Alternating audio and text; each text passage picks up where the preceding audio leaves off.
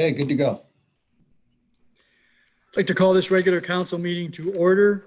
Before I ask for the invocation, I want to acknowledge that the land upon which we are meeting in our various locations is the traditional territory of the Haudenosaunee, the Mississaugas of the Credit, and the Anishinaabe people.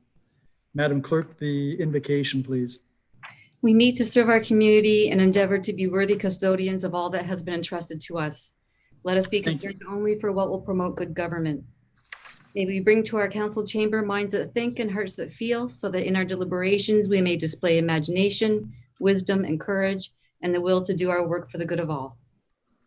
Thank you. And the roll call, please. All members of council are present, Your Worship. Thank you. We have an addendum this evening. There's some corrections that were noted with respect to the minutes of the special council meeting of October the 5th and the council and committee meeting of October the 13th. Those are entered at item 9.21C and D. And there's also an additional item on the agenda, correspondence item 2G, which is a proclamation, Boys and Girls Club of Niagara, November the 8th to 13th, 2020, as Boys and Girls Week resolution. So that we'll be dealing with that later on.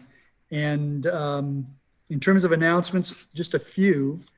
One of the things I wanted to comment upon was council decorum. And one of the hallmarks of this council is the manner in which it conducts business: courteous, thoughtful, and professional. I've frequently commented on how fortunate Fort Erie is to have such a committed and dedicated group of councillors to direct the affairs of our community. Our council meetings are the public's forum. It is the residents' opportunity to address council about their concerns, comments, ideas, and vision for the place they call home. Periodically, the discussion among councillors is intense. That is to be expected in a democracy where we celebrate the competition of ideas.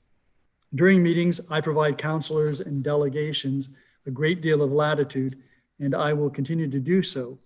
I have rarely needed to resort to council's rules of procedure, which is in itself a tribute to councillors and those who appear before us. I raise this matter this evening because recently, as of tonight, we will be amending, or at least there is a bylaw to amend our rules of that apply to debate during council and committee meetings, and because there have been some pointed comments made by councillors during recent meetings. It is my expectation that council will continue to treat each other and delegations with respect, courtesy, and professionalism as we go about doing the public's business. Second item relates to the provincial Day of Action on Litter Waste Reduction Week, which notice was sent out at the end of last week indicating that this is Waste Reduction Week, October the 19th to 25th. It had been deferred from May because of COVID.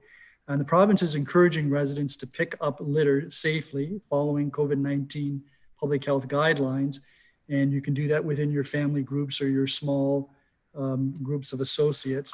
And if you need more information, you can go to actonlitter@ontario.ca, the website for this initiative. And this gives residents an opportunity to do some cleaning up in their neighborhood. And I know that Councillor McDermott, the Fort Erie Multicultural Center, I believe, did a cleanup on Jarvis Street during this past weekend. So they actually jumped the gun and got ahead of the curve on that. So I would encourage residents to participate in the Day of Action on Litter Waste Reduction Week.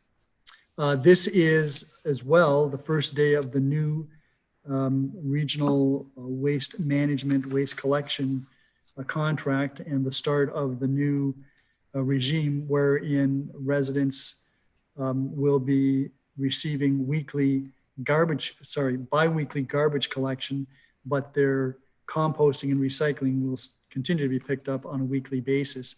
And all residents should have received a flyer outlining the new rules and a reiteration of what things can go into the blue box, the brown box, the green bin, etc. Recycling and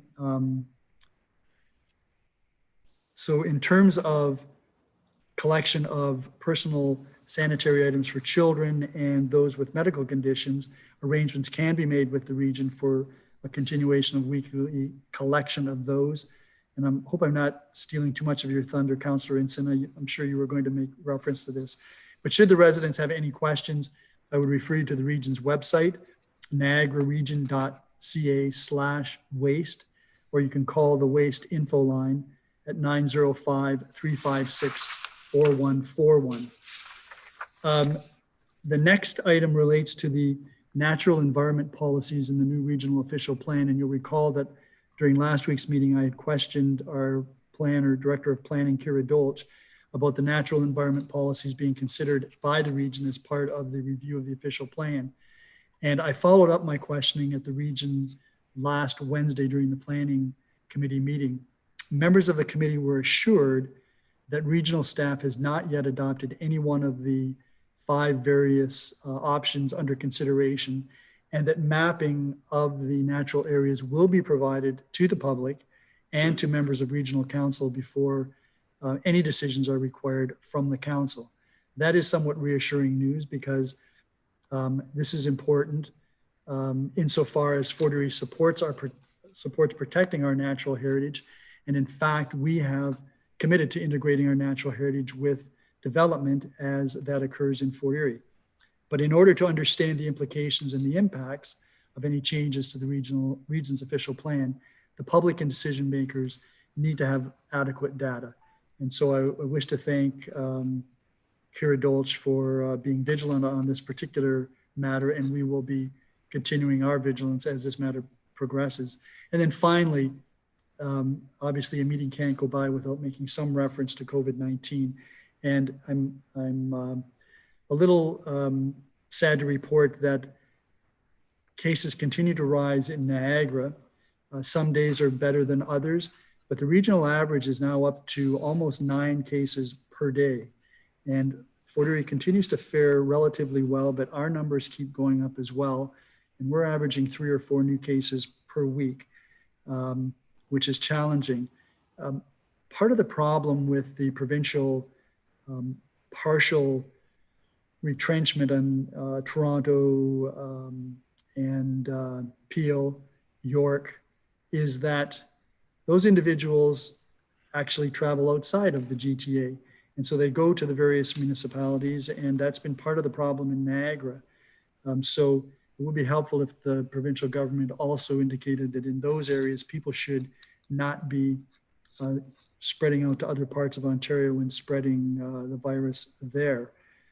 In any event, just to reiterate, the basic public health guidelines, we just need to keep washing our hands, make sure that we physical distance, make sure that if we're indoors, we wear a mask, or if we're in areas where we can't physical distance, we wear a mask. And, don't travel out unless you have to, and limit your personal contacts as much as possible. Again, we're living in a society, and of course, humans are social animals. We want to be with others. We want to talk to others, and that can be done. It's just that we need to make sure that we do it safely, and we'll eventually get past this. Those are the announcements and the addendum. Are there any declarations of pecuniary interest this evening? Councillor Dubanow. Yeah, thank you, Your Worship. Can you guys hear me right now? Is it better? It's much better, and we can hear you. Okay, thank you. Yeah, I have to declare pecuniary interest on the presentations and delegations, Jamie Lee Vale, SPCA operations, consent agenda item 2E, Fort Erie SPCA Board of Director minutes, and also on report PDS 46-2020, the Animal Welfare Protection Bylaw and Animal Control Contract, as the company I work for provides contracted services to the SPCA. Okay, so did I get 3 items, or were there 4 in there? There were 3, Your Worship. The delegation and the minutes from the SPCA, Correct. and that was item 2E. If I wrote it down. E. Right. Okay, and you'll be providing the clerk with Yes. your yellow information sheet. Okay, so when we get to those, in the event I've missed that, members of council, please pipe up. Okay, are there any other declarations? If none, There are a number of upcoming public meetings. Notice with respect to the proposed official plan and zoning bylaw amendment for 7 Central Avenue and 100-1 Queen Street, which is a proposed high-rise building. That meeting will be held on Monday, November 2nd, 2020 through Zoom. And the information report will be available to the public on Wednesday, October the 28th, 2020.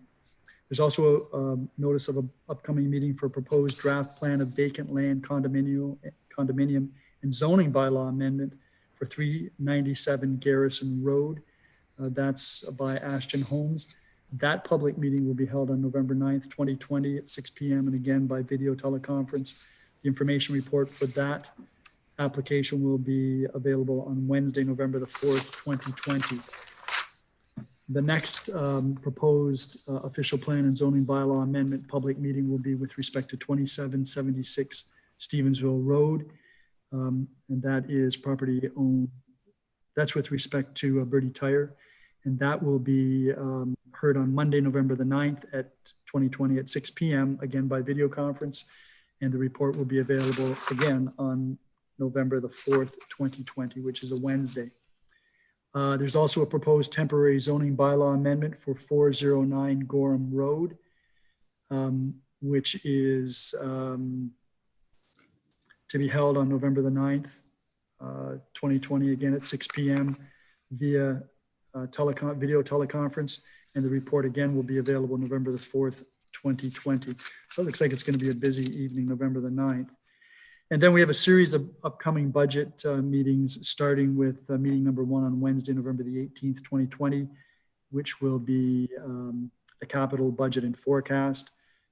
Meeting number 2 is Wednesday, December the 9th. That's the water and wastewater operating budget and user fees analysis. Third meeting, Wednesday, February the 3rd, 2021. That will be the library general levy operating budget and assessment analysis. The fourth meeting, Wednesday, February the 10th, 2021, if necessary. Those meetings all start at 6 p.m. They'll all be conducted by way of video teleconference. The budget bylaw is projected to be, or bylaws are projected to be presented Monday, December the 14th, 2020. That will be the preliminary capital budget bylaw. On January the 18th, 2021, will be the water and wastewater budget and rates bylaw. And then the projected date to approve the general levy budget and the general capital budget bylaws will be on February the 16th, 2021. That takes us to the regional councillor report. Good evening, Councillor Encina. Good evening, Mayor Redekop, members of council, staff, and residents. My report this evening is going to be in 2 parts. The first being the report from the region, and the second will be on the Niagara Peninsula Conservation Foundation, which will tie into the presentation following my report. The traffic concerns around the town have been brought to the attention of the Director of Transportation at the region. The issue of Dominion Road, 5th Street, and some of the general traffic flow in the town have been a concern. Fort Erie is not the only area experiencing a rise in speeders and other traffic violations. I have the mayor, along with Councillor McDermott, have added some assistance with this. I am waiting for, and I am forthcoming. It's forthcoming from the director. Some of the initiatives and some of the programs that they plan to address and how they plan to address this persistent situation. It was brought to our attention in our last meeting that this is something, I don't know whether it's COVID related. People need feel the need for speed or from being cooped up, but that is being addressed. It is budget season at the region. As you would expect, there are some tough times ahead as all levels of government are struggling with the impacts of COVID-19. The capital budget was presented to the Committee of the Whole. Both I and Mayor Redekop had difficulty accepting this portion of the budget that related to the wastewater treatment facility that's forthcoming. The project and the explanations centered around the $320 million that was to be budgeted for the waste treatment plant. The financial plans to build the facility were questioned and appeared to be somewhat flawed. This budget was sent back with staff were given direction to further explain the financing of the project. From the words of our mayor, the two councillors from Fort Erie can't follow what's going on, so you need to redo it and give us something that we can follow. Not quoted, sorry. The Niagara Emergency Medical Services, EMS, is now in the process of expanding their specialized response units. One team that had an occupational therapist paired with their paramedic would answer calls that would otherwise have seen an ambulance attend. The calls are screened by a nurse practitioner at the communication center prior to being dispatched. This program with the occupational therapist has been so successful that 2 more occupational therapists will be hired so that the program can be expanded throughout the region. Thank you to the mayor for talking about our the new program with regards to waste disposal. If there are any concerns, please call the region. And if you need assistance to get your garbage to the curb, if you are a senior, you can make arrangements with the region for that.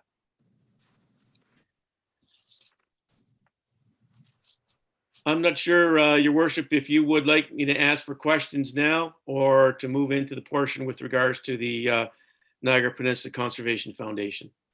Why don't you go into the Niagara Peninsula Conservation Foundation, and then we can ask questions at the end. Thank you. As chair of the Niagara Peninsula Conservation Foundation, it's my privilege to address council on behalf of the foundation and give you an update on our success story. Like the NPCA, the foundation has faced some challenging times. We have moved forward and succeeded, as I will discuss. The foundation was founded in 1969 and created under the Corporations Act. We have a letters patent, and we are a registered charity. All of our CRA filing requirements have now been met, and we have a working volunteer board of directors. Our board consists of 2 NPCA appointees and 4 others from the community. We have just recently brought another member of the community on. We are currently developing a matrix for recruiting further members up to a maximum of 12. The foundation enjoys a great relationship that exists between the NPCA and ourselves. Currently, the authority provides administrative and financial staff assistance. So with the success of the foundation becoming a reality, we have had to hire an executive coordinator on a part-time basis to help with the dealings of the foundation. I would like to point out that our foundation values have been updated and are transparency, accessible, professional, and accountable. We have created our new mission, vision, and value statements, along with a strategic plan for the set the way forward. The foundation raises money for projects and programs that are difficult for the authority to fully fund on their own. We leverage funds from many partners to support the authority. There have been many fundraisers in the past, and it's hoped that we can once again breathe life into some of these. An example of that is the Right Honorable John Turner Water and Environment Leadership Gala. The finances of the foundation are in order. Our audit was recently conducted and no discrepancies were noted. Currently in our restricted funds, we have about $200,000. With these funds, there are monies that we are able to set aside for we are able to set aside money for bursaries for students enrolling in environmental studies at Brock University and Niagara College. Our unrestricted funds are growing as we reach out and requesting donors to forthcome. And one of the big thrusts that we've been looking at is the education of our youth.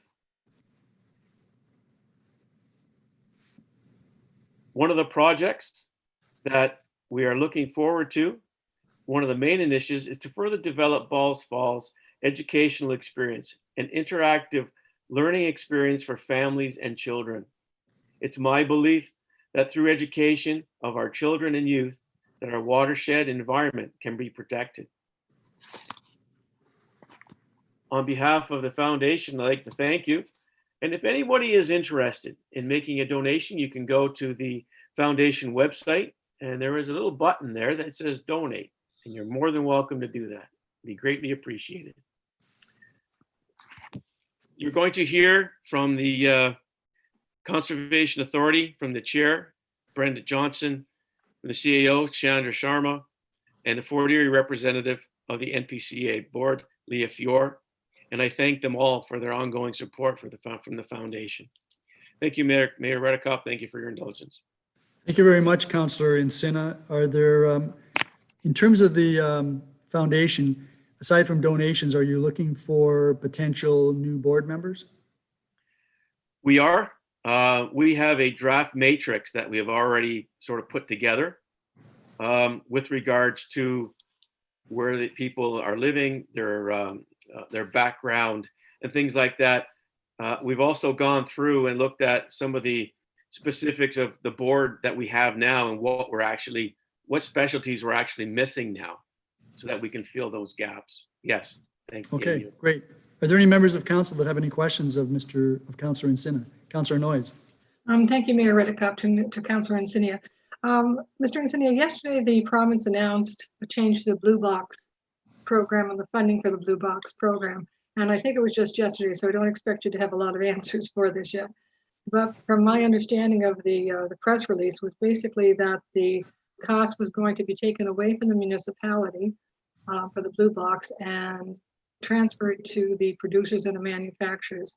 I would imagine this will come as a cost savings to the municipality. And I'm wondering when, and again, it was just yesterday that I think the announcement came down, perhaps the day before, when we will be getting a report on how the cost savings is going to affect the municipality. Through you. This has been a huge discussion point at the region. It's one of the big things behind the staff report to get rid of or sell the Niagara recycling facility. There was no indication at the time because the provincial government had been changing their minds a couple times and had been given no clear direction. I don't believe they have, it's fully understood how the producers are going to go ahead and actually do this. And will it have an effect on our recyclable collections? How is that going to happen? Will the producers take that over, or will it still be the region that collects it for the producers? I'm glad, thank you for that. I will endeavor to contact the director and see how that's going to unroll. I appreciate that. Councillor Noyes. Thank you, that's all. Are there any other members of council? Councillor McDermott.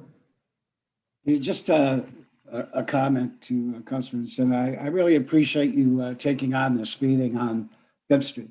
I think we got to remember that although there are no longer schools in that area, there are a lot of school children out there catching the bus and getting off the bus. And I think we have to really be cognizant of that.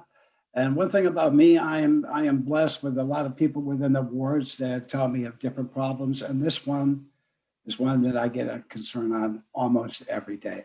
So I appreciate everything you're doing for us there, and I hope it will, bear fruit down the line. Thank you. Any other councillors? Thank you, Councillor McDermott. If there are none, Councillor Encina, sounds like you're off the hook for this evening. You can certainly stick around if you wish. We've got some interesting delegations and reports. Thank you. That does take us to presentations and delegations. And the first delegation is Brenda Johnson, the chair, Chandra Sharma, the CAO, and Leah Fior, a board member of the Niagara Peninsula Conservation Authority. So I presume that they'll be coming into our meeting. Good evening. Good evening, Your Worship. My name Good is evening, all. Oh, sorry. We're still waiting, I think, for Leah Fior's face to appear. If it is. There she There it is. is. All three of you are here. Please proceed. Thank you. As Councillor Encina said earlier, my name is Brenda Johnson. I am the City of Hamilton Councillor and the chair for the NPCA. Your Worship and councillors, staff, thank you so much for the invitation tonight. It really is an honor to join you. And it's interesting, my ward is almost 30,000 and speeding is the #1 issue. So listening to you talk about it, it feels like I'm back in Hamilton right now. As you can see, Councillor Encina is the right person to be working on the Niagara Peninsula Conservation Authority Foundation. I'm pleased to announce that all the monies that I receive as the chair for the NPCA goes directly to the foundation as a donation. So I'm encouraging everyone to also donate to this worthwhile cause. I really miss Tom at our table around the NPCA, but I'm happy to say that our Fort Erie representative, Leah Fior, is just as amazing, if not more so. Sorry, Tom. And we're very thrilled to be working with Member Fior. I'd like to introduce our new addition to the NPCA, and I say new addition because Chandra came to us at the end of 2019, and then everything hit the fan, as you all know. So I think we can all agree that 2020 has been a huge challenge, and at the NPCA, it's no different. Chandra was hired actually from the Toronto Conservation Authority, and she's our new CAO treasurer. And during this COVID crisis, Chandra has, with her leadership skills, her compassion, her experience and knowledge, she has taken the reins at the NPCA and has done amazingly well. So for no further ado, I've done enough talking now. I'm going to send it over to CAO Sharma. Thank you, Brenda. Can everybody hear me? Yep. Good. Thank you, Chair Johnson, for the introduction. That was very generous. And thanks to Member Fior and to Member Encina for your support and being here with us today and the important update on the foundation. And good evening, Mayor Redekop and members of the council and staff. As Chair Johnson said, we are extremely pleased to have been invited to meet you today. I can say that relationship with our municipal partners is top of mind for both our board and myself, and we will stay committed to that. A little bit about myself. Before coming to Niagara, like Brenda said, I spent 21 years at the Toronto Region Conservation Authority, leading their watershed programs with a strong focus on community and government relations and climate change issues more recently. So in terms of NPCA's progress, I'm really pleased to share that we have undertaken a tremendous amount of work to continue to deliver on the Auditor General's report. Our staff team is very professional and committed. And under the leadership of Chair Johnson, we're making significant progress with an engaged, supportive, and very skilled board of directors. Now, I want to spend a little bit of time highlighting some of the aspects of NPCA work that provide value to Fort Erie communities. So the portfolio of public green space owned by NPCA and available to our communities here in Fort Erie is approximately 92 hectares and includes 4 conservation areas. These are Stephen Mill, Baird State, and Point Ebino. And in keeping with the mandate of protecting people and property from natural hazards, the NPCA has mapped approximately 80 kilometers of water courses in Fort Erie. We are the first CA to have launched alertable mobile application to issue flood bulletins to community as part of our flood forecasting role.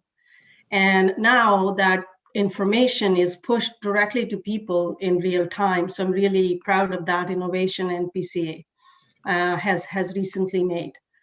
We now have 20 years of water quality data collected at 8 surface water quality stations and 1 groundwater station in the town, which means that we have a solid baseline data to make important environmental decisions here in Fort Erie. NPCA is also committed to supporting planning and sustainable growth through our planning mandate. So for context, in 2019, we supported 43 planning files, worked on with landowners on 28 permits, and this accounted for approximately 11% of reviews within NPCA jurisdiction. Earlier this year, we launched our Open Data Initiative, and I'm really pleased to report that Fort Erie is the first municipality to leverage our new enterprise GIS infrastructure by consuming data products in real time from our GIS server. So thank you for doing that. 2 important initiatives worth noting under the Niagara River Remedial Action Plan that is working on delisting Niagara River is the mapping of riparian buffers along the river for future restoration opportunities, as well as a fish consumption survey currently being conducted with the angling community involvement along the river, including Fort Erie. Building community trust through engagement is critical for us. Earlier this year, this was my 2nd month in the job, we were pleased to see 300 participants join us for a volunteer recognition event. So that was very encouraging. Several partnership initiatives are currently underway with the community. We recently launched our updated restoration program, which has received excellent uptake, and we've done some plantings and wetland restoration in Fort Erie. TD Canada Trust Foundation is supporting another opportunity working with Ferndale Park in collaboration with Niagara Chapter Native Women and Native Friendship Center. So that First Nation relationship is also very important for us. At Stevensville, CA, Friends of Fort Erie Creek and Fort Erie Conservation Club have just recently received a Trillium grant, and they're aiming at engaging 400 students in restoration and education opportunities. NPCA staff are also working with volunteers from Ridgeway Garden Club, another nature club, Christian Collegiate, Greater Fort Erie Secondary School, and a variety of initiatives such as Pollinator Garden at Stevensville's conservation area are currently underway. And thanks to the foundation member Insina for your support for that pollinator project through the foundation. Some of our recent progress has also been highlighted in our 2019 annual report, which tells the story of what NPCA is doing and why. And if you haven't done that, please go online, and this is what the report looks like. It makes for a good leisure reading, so I encourage you to read it.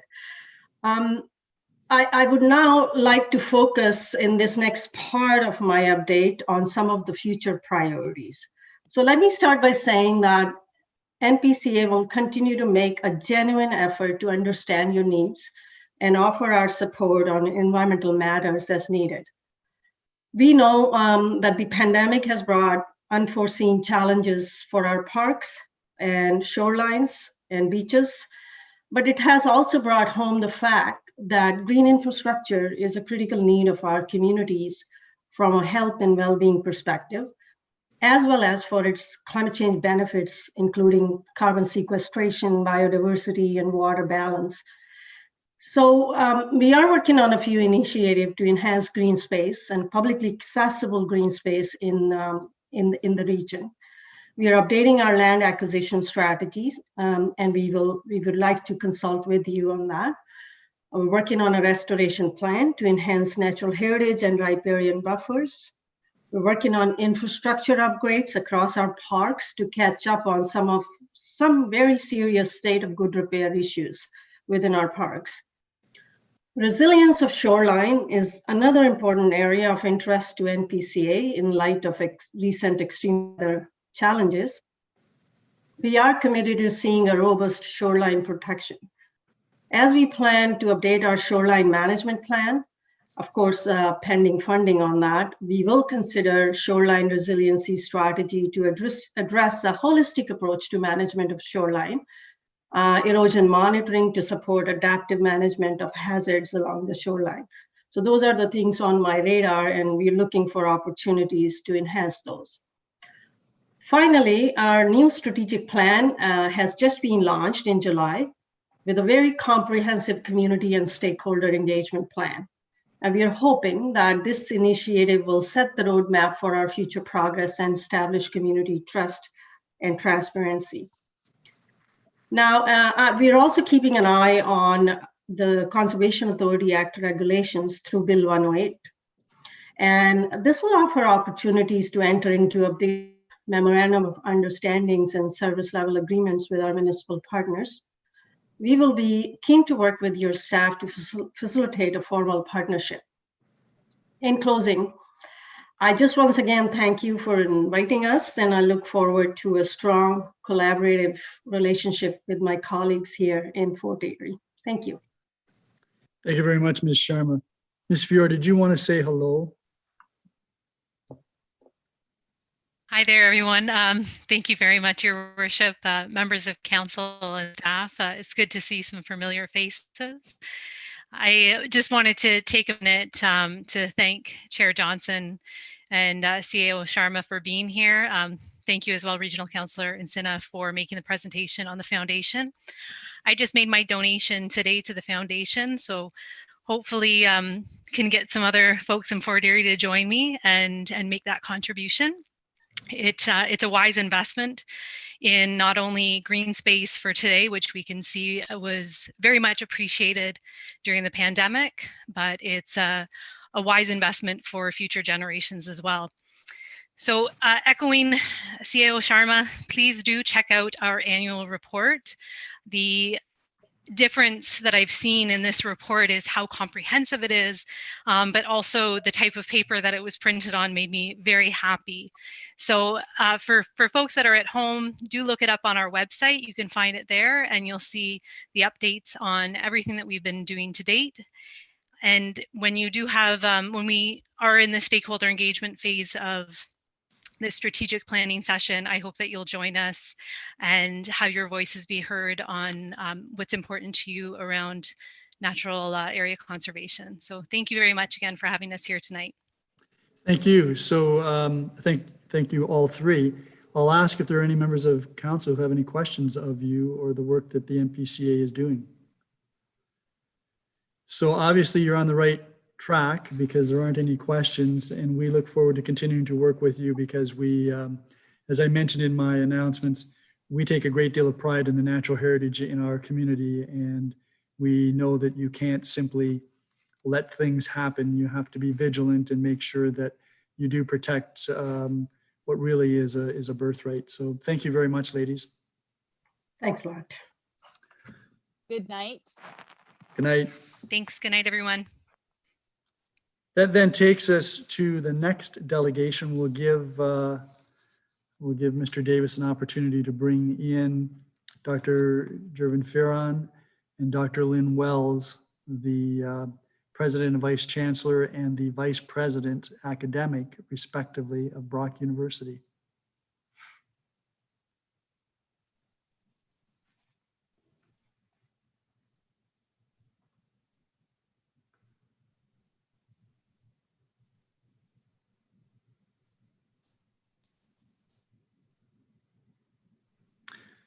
Good evening, Dr. Ferron.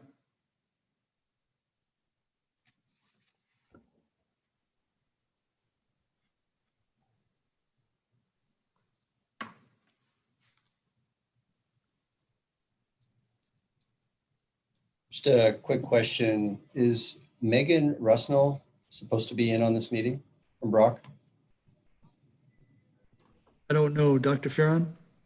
Oh, No. oh, If she, Go ahead. If she's available to join, yes. Okay. So we have Dr. Wells and we have Dr. Furon. We have lots of doctors. Good evening. And it's nice to have you here with us digitally. So please proceed. Thank you, Your Worship, and thank you, councillors, for welcoming us. And as you know, we're joined by Dr. Wells and Megan Rusnall. And at this time, I'll also ask my colleague to bring up the presentation, and we're going to take you through a presentation. We're really pleased to share some of the developments that's been taking place at the university, as well as the opportunities that we have for collaboration with the communities that we serve.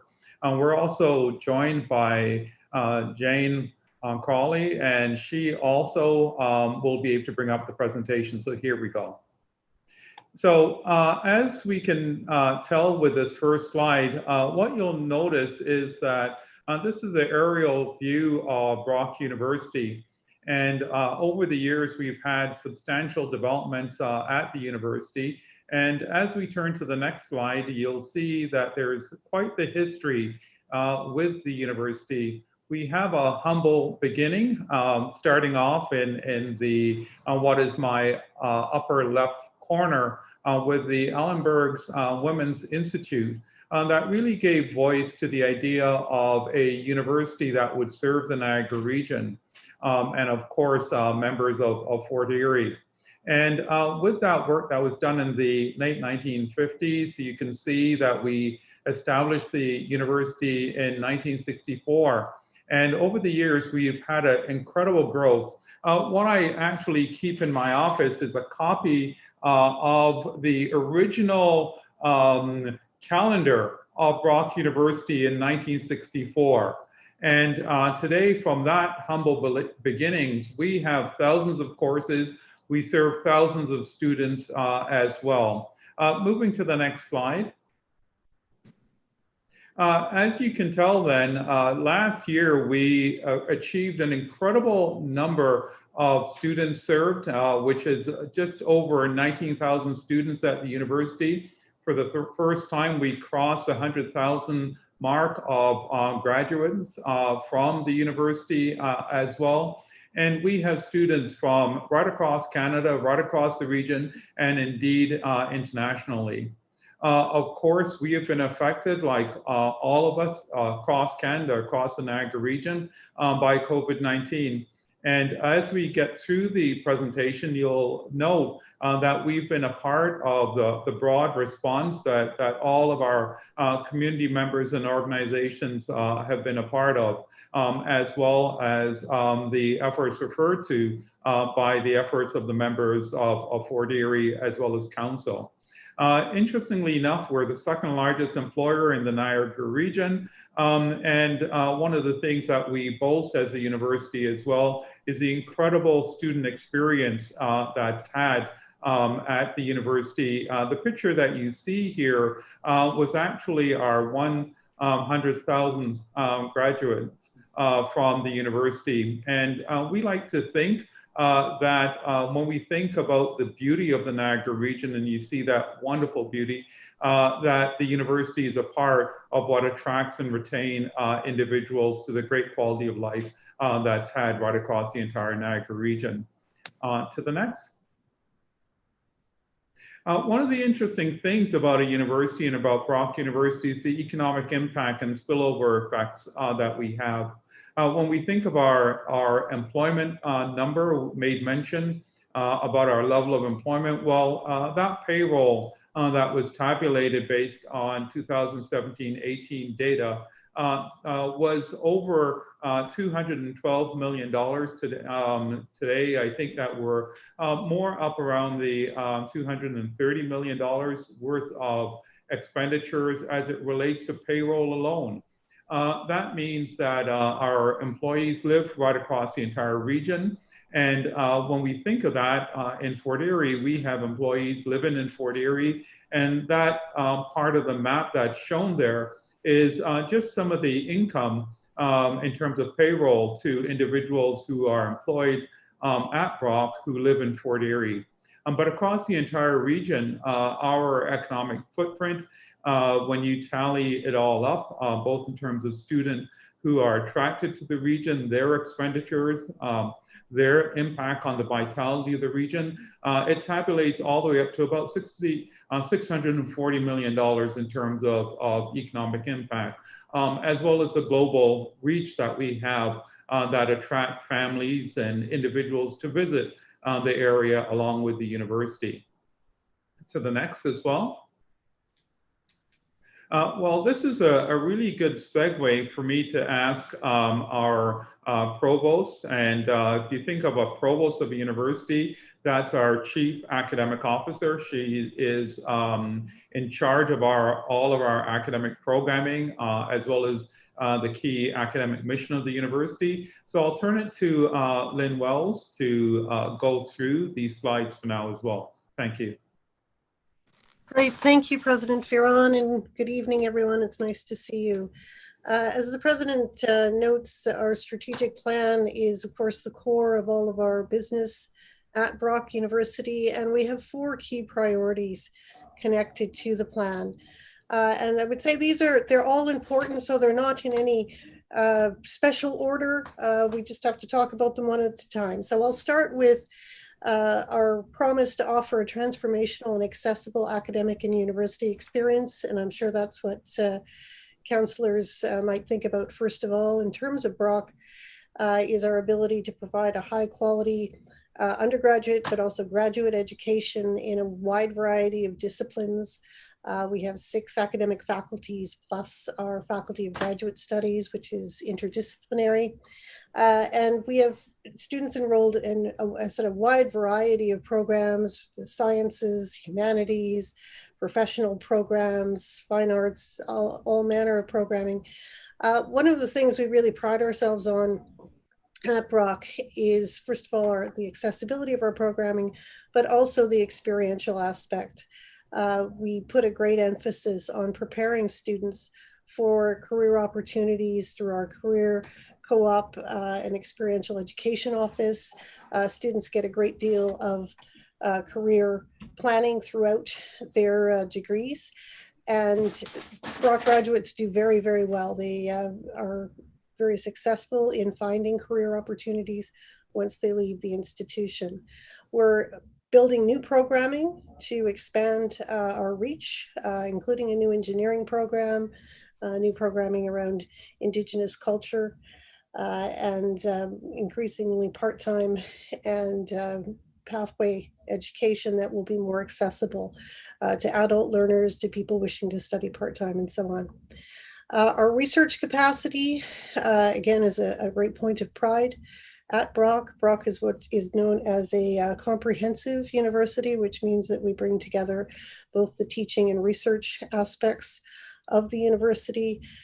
Researchers at Brock work in many different areas, from pure to applied research, community-based research. You'll see from the image there that we have a lot of connections with the grape and wine industry, but also with other industries across the region. We also share our knowledge through knowledge mobilization efforts through our Brock Link. And increasingly, we're looking for ways to find those connections between university research and the communities that Brock serves. Regionally, we do a great deal of work. We have memorandums of understanding with many community organizations in areas such as sustainability, regional development. We're always looking for new ways to reach to our region and stay connected to our region. We take that commitment to regional engagement very seriously. That's one of the reasons we're here with you tonight, is to keep that dialogue fresh and to hear from you and to be engaged with communities such as Fort Erie. And finally, Brock puts a lot of emphasis on fostering a culture of inclusivity and accessibility for people of all backgrounds. We put a lot of emphasis on reconciliation with Indigenous peoples, but also being inclusive of people from all races, all cultures, all levels of ability. Everyone is welcome at Brock, and we really go out of our way to support all of our students, faculty, and staff, and to create a community where everyone has a great sense of belonging. And I'll turn back to the president now. Thank you. Thank you very much. And Lynn, you may want to just continue with the next few ones as well. Absolutely. So the Brock Link is a new addition to our campus. We're very proud of it, and only COVID has slowed us down a little bit, but we're continuing the work in a virtual sense. This is a dedicated center that's meant to enhance research, innovation, and commercialization efforts to really foster that entrepreneurial spirit in the Niagara region. The Brock Link also helps to support startups for small and medium enterprises in Niagara. I said the link opened not too long before the pandemic hit, but we found innovative ways of keeping those connections going virtually during the pandemic period. We also have the Brock Niagara Validating, Prototyping, and Manufacturing Institute, the BPMI, that works with area businesses to make sure that they have access to researchers at the university around their expertise, around advanced technology, prototyping training, and research innovation. So these are just two of the ways that Brock really works to keep the connection strong with the region, to drive economic development, and as the days go by, to build recovery in the post-COVID period, which we all hope will start very soon.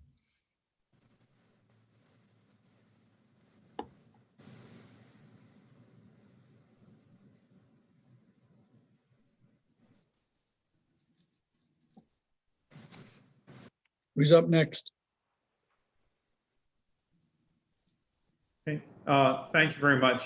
And taking a look at some of the considerations in terms of our priorities, and as the provost made mention, our priority as it relates to engagement with the local region and communities go right at the heart as to why we want to make this presentation. And part of that relates to the idea of community partnerships. And as we take a look at community partnerships, a key part of our strategic priority relates to contributing to the vitality of our local region and beyond.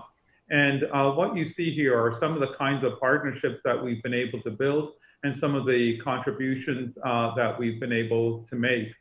So particularly in terms of when I think of Fort Erie, we are looking at how we can build partnerships, particularly in the area of some of the things that we do in environmental studies, by way of example, the impact of climate change, shoreline erosion, those kinds of considerations as well. On to the next. So when we also think of Brock University, we're known, of course, for many items in terms of contributions of the university, and particularly an example can be given as our relationship to the grape and wine industry through Covey. As you will know, the grape and wine industry for the region is a significant economic driver, not only in terms of the product, but also in terms of tourism and in terms of a global leadership and bringing the Southern Ontario brand at a global level. In terms of Covey's contributions, a study was done not too long ago, and it identified that about over $90 million in terms of economic activities contributed by that research institute here at Brock to the industry. As a whole, significant job creation. But councillors may also know that I served about 10 years with the Ontario Ministry of Agriculture, and can remember, with some of the gray I've got here, the considerations in the late 1980s, early 1990s on the grape and wine industry in Ontario. And today we have a vibrant industry, and I believe that Brock has been very much a part of that. And that's kind of the work that we're looking to bring to make sure that the assets and capacity of the university is available to serving the entire region as well. Why don't we turn to the next? Dr. Farron, you're considerably over your time. Any idea how much longer you're anticipating? 2 more minutes. All right, so I'm going to ask council for a motion to extend your time for a further 2 minutes. And Thank go you, ahead. Your Worship. Well, I have to get the councillors to move and so Councillor McDermott has moved it. Do I have a seconder for that? Councillor Butler, all those in favor? And that's carried. So please proceed, Dr. Farron. You have a couple more minutes. Thank you very much, Your Worship. With this provides a little bit of a highlight of some of the areas for which we've got contribution made, both at the community level and how we align each of these contributions to our strategic priorities. On to the next. One of the items that I should make mention, and we're really proud of the work that we do, are the availability of our facilities to members of the community, particularly in terms of health and wellness.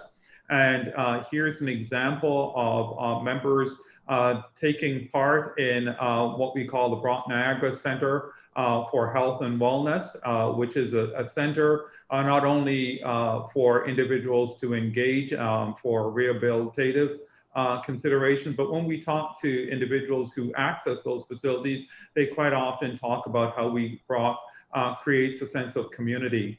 I made mention the idea of some of the work that we do in terms of our environmental studies.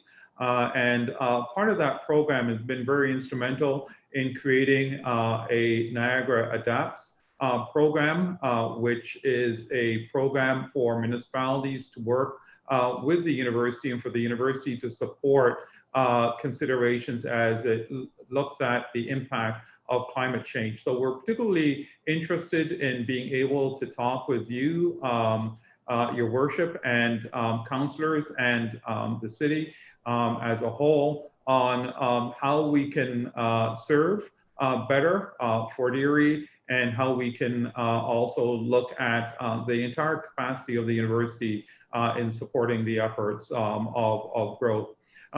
Turning to the next slide, we know COVID is a consideration, and we have served and provided some opportunities in terms of the response, and we're now also looking at partnering on the economic recovery. I'll stop there with respect to the time. Thank you so much. Thank you very much, Dr. Farron and Dr. Wells. Once we go back to the full screen, I will ask members of council if they have any questions. Councillor Butler. Thank you, Your Worship. That was a very interesting presentation, by the way, and I learned a couple of things. First of all, how large Brock University's economic impact is in Niagara Region, and in particular to Fort Erie. I didn't realize it was that large in Fort Erie, but it does affect us. And that you're the second largest employer in Niagara, which is phenomenal. But I have a question with respect to your link and your BPML services, and just wanted to know, those services are not free, correct? Those are a fee-based service. Dr. Farron. So thank you, Your Worship. So to Your Worship, I should make mention in terms of Brock Link, those services are generally available to members of the community, the business community as well. And for consultation and the likes, those services are free unless specific facilities are being used. For example, in development of a product. We also have capacity in terms of 3D printers and other specialized equipment for development of prototypes. So above and beyond material costs associated, quite often those items are free as well. But in terms of COVI, there's at times product testing that goes on that has particular commercial value. And in that respect, some of those might be at cost recovery again. But we're always looking forward to being able to look at opportunities to leverage our capacity first and engage, and then to do cost recovery thereafter. Councillor Butler. Thank you, Your Worship. One last question. I have a couple of startup companies have been in touch with me, and they could definitely utilize this service from the Fort Erie Marketplace. Do they just go onto your website and then click on there, and they'd be able to find contact information?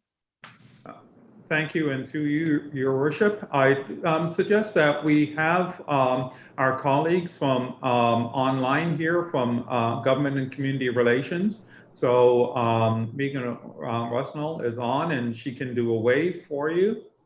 And that means that I think accessing all of our capacity through our Government and Community Relations office would be the best stop, because then they can route to the best providers and contact within the university.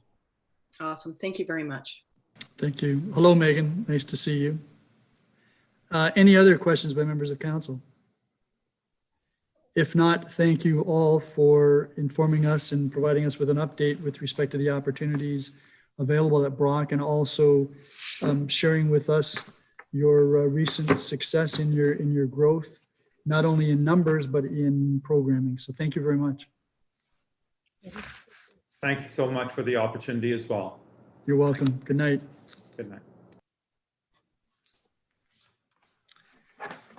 That then takes us to the next delegation, which is our opportunity to recognize some very, very community-minded residents who will ask Mr. Davis to bring into the meeting if they're available before I embark on this. And I'm going to give Councillor McDermott an opportunity to pipe in on this as well, since it was his suggestion that we recognize these residents, and they are active in his ward on a street that probably doesn't have speeding problems, I would hope.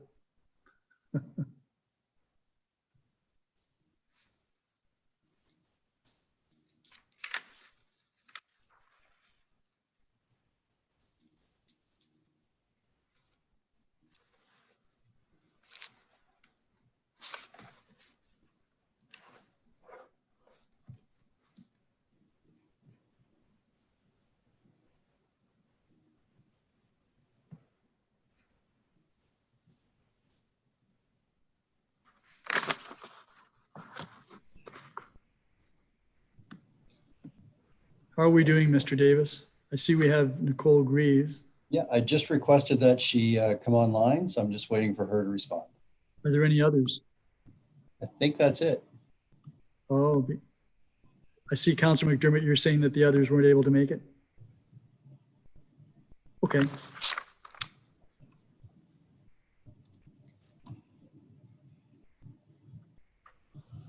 Your Worship, Yes. they're all at one house. So, Oh, they're all at one house. yeah, Okay, so when the call comes up, I think they're all there. perfect. So we just need Nicole to come on board.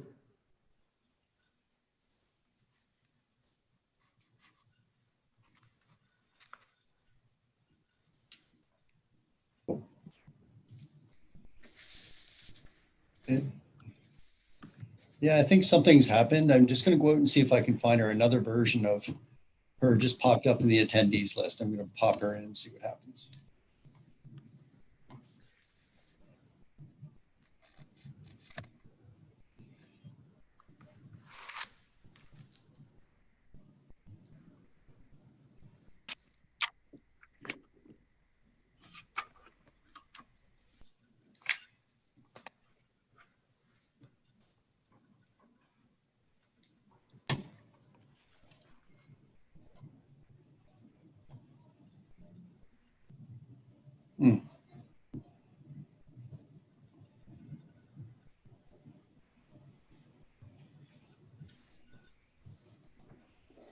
So Mr. Davis, I wonder if it would make sense for us to move to the next delegation while you try to connect with the Bowden Street residents.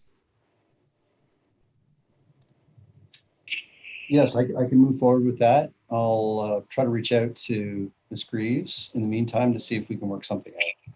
Why don't we do that, and then at least we can keep moving. Okay. I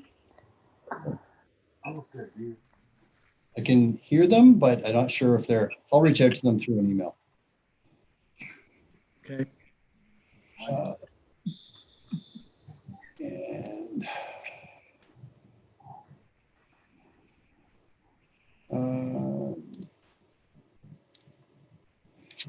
okay, so I'm going to bring in right now Ms. Vale. Yes, that's Jamie Lee Vale Yes. on behalf of concerned citizens with respect to the SPCA.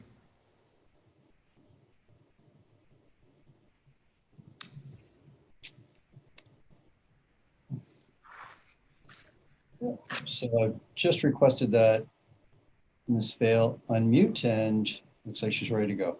She's unmuted. Good evening. Good evening, Ms. Vale. We can see your photograph, but we don't have your video camera. Can you activate that? Sure. I think I just say start video, maybe? You do. Yep. There you go. Thank We you. can see you. Good evening. Good evening, Mayor and Council. Staff has advised me that I cannot present my material because it's sensitive in nature. It's unfortunate because we're representing over 50 people who have given their story with names. Unfortunately, their stories are real and graphic, and I really hope to present at a later time. So thank you.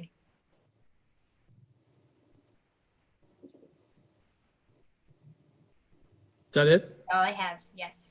So you don't wish to provide any background information currently? That's right. Okay, so you'll wait till we receive word from legal counsel that we've consulted with respect to that. And in any event, you're certainly entitled to make a presentation. I believe the clerk may have spoken to you about the timeliness of matters that will be coming before council in mid-November. Yes. Yep, okay. Okay, well then, so what we'll do is we'll consider this as being a deferred delegation and leave that open for you. Okay. Great. Okay. Thank you very much, Ms. Vale. We appreciate that. Thank you. So Mr. Davis, that gets us back to the Bowden Street residence. Yeah, I see that Ms. Greaves has come back in again as an attendee. I'm going to bring her back in to see if we can make this work. Okay.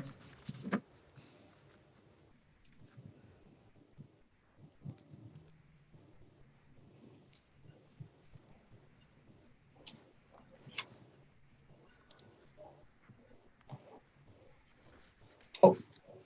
There's Nicole Greaves, there's Chris Greaves, there's other people lounging in the background. It looks like you're all physically distancing.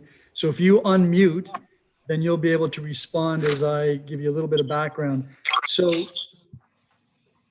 our understanding is, and Councillor McDermott has been very active in making sure that we're aware of your story, that last December, last Christmas, you folks decided to brighten up your neighborhood, and furthermore, to raise some money to provide some gift cards, toys, food donations, etc., to those less fortunate than you. And for that, we wanted to recognize you. And so what we've done is we've put together certificates of appreciation.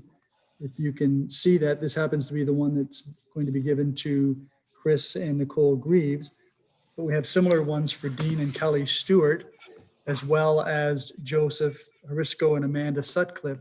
So we will be giving these certificates, which basically state that on behalf of the residents, the council hereby expresses appreciation and recognizes each of you, Bowden Street residents, on your heartwarming Christmas spirit and fundraising for others in our community.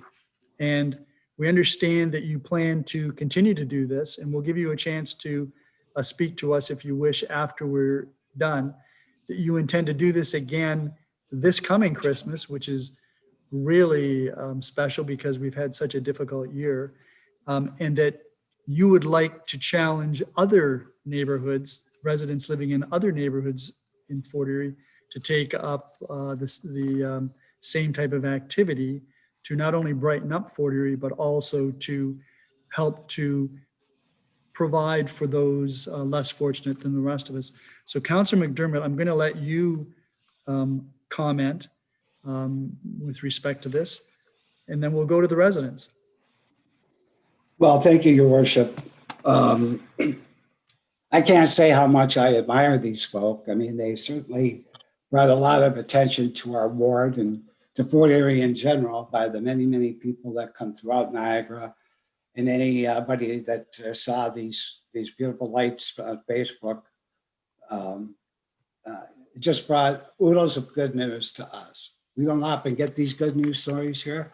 So I think it warrants us to take a good look at the folks on Bowden Street who really show our community what community is all about. And they've done it through this Christmas thing that they've been doing. And I see they're busy getting ready for new things coming on board as well. You know, I got to hand it to them. They've lit up their whole area. They're all about good neighbors. They're all about sharing with the community, whether that be with food or taking part in the gift of love. And this is what we as community members should aspire to be every day. And so I give them all the credit in the world, and they have my support and my love, actually, because I mean, they bring nothing but good news to our ward. And for that, I'm certainly appreciative. Thank you very much, Councillor McDermott. And those words are certainly well spoken, and I know that they're heartfelt. And this is the type of activity, and these are the type of individuals that make us all proud to be Fort Erie residents. So, Mr. Greaves, I don't know if you wanted to say a few words, and certainly any one of you is quite entitled to chip in, because this is our opportunity to recognize you. Thank you, Your Worship. We've spent all summer purchasing and building and continuing to make this bigger and better. We have 15 houses last year that were involved. This year we have one church as well as all 18 houses. So it'll be much bigger and better. There wasn't anything left on the street that we could put Christmas lights on because they were on there. But believe it or not, we purchased probably another 400 or 500 strings throughout the summer and built some 10-foot decorations, and we've been busy. So it shall be interesting. And we've had a couple new residents move onto the street, and we met them at their front door before they even got in their house and reminded them about the Christmas decorations. So we're excited, and we do challenge other communities. We raised for a little street here. We raised a lot of money and a lot of gifts, like with the Kinsmen, and we want to do it again this year. We're still working out details on the social distancing, but it's great to see 200 or 300 cars come through the street, this little dead end street at night to look at the Christmas lights, and we're out there doing regular maintenance on them every night. So it's great to be recognized, but that's not what it's about. It's about seeing the smiles in the kids' faces when they sit in the Santa sleigh with Santa, and seeing the big cheers and snapping pictures in your front yard while you're sitting watching TV. So we're happy, and we hope other communities get involved and help raise money and toys for kids and food for the homeless. So.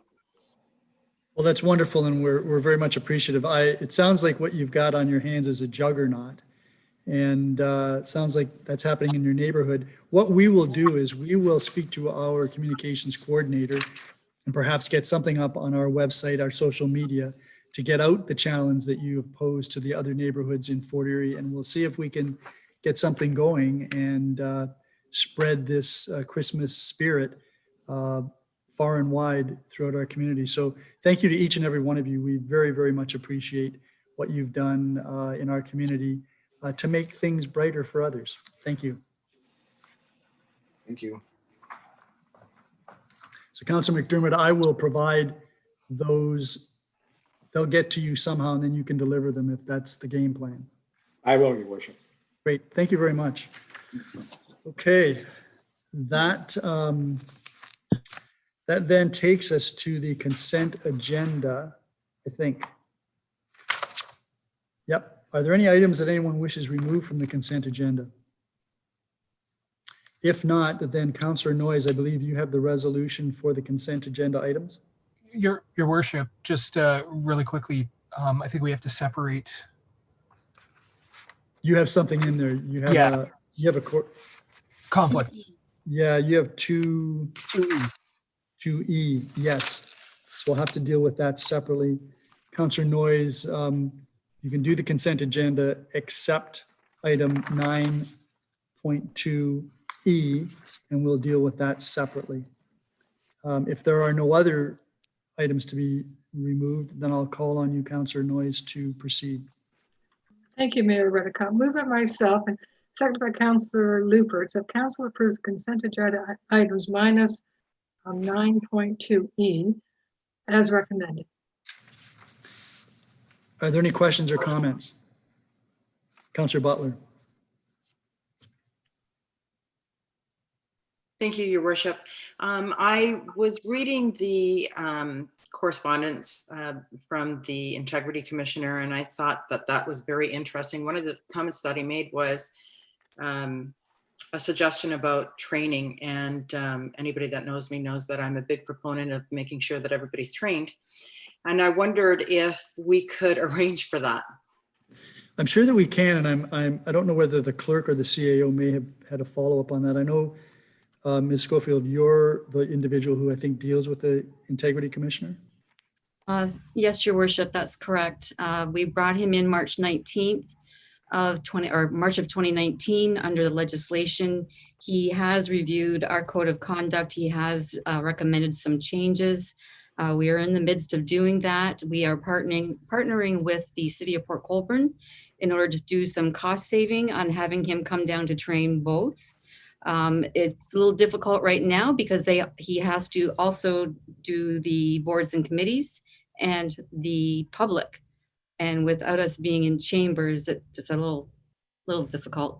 I understand that the CAO and the Manager of Employment Services are trying to arrange a separate training session that will include the code of conduct for November before our Integrity Commissioner can come to see us, which would hopefully be next spring. Okay. Anything further, Councillor Butler? Yes, Your Worship. I just had one question. He mentioned that the fee was based on a year service. So was that from March to March? Was this based on March to March review? Madam Clerk? You're Can't hear you. muted. You have to unmute. You have to unmute. My apologies. Okay. Yes, that's correct. So it started back in March when we appointed him, and it goes to the end of April. So that's his first reporting year. Thank you. No further questions. Thank you, Your Worship. Thank you. Are there any other questions with respect to any of the items in the consent agenda package? Madam Clerk, I just had the one question, and again, it relates to this. There was a reference to some complaints that have been filed and then resolved. And my understanding is that these are complaints from the private sector as opposed to within council, which was referred to as well. Is that correct? That's correct. They came from the public, Right. and they were Okay. withdrawn. Right. Thank you. If there are no other questions, then I will call the question with respect to the consent agenda items minus 9.2E. All those in favor? Opposed? Councillor Butler, was that a late yes or an early no? Yeah, okay, yes. Perfect. Councillor Noyes, could you then move that council approves item 9.2E of the consent agenda? Yes, Mayor Redekop. Moved by myself and seconded by Councillor Lubberts. The council approves the consent agenda item 9.2E as recommended. Are there any questions or comments on that?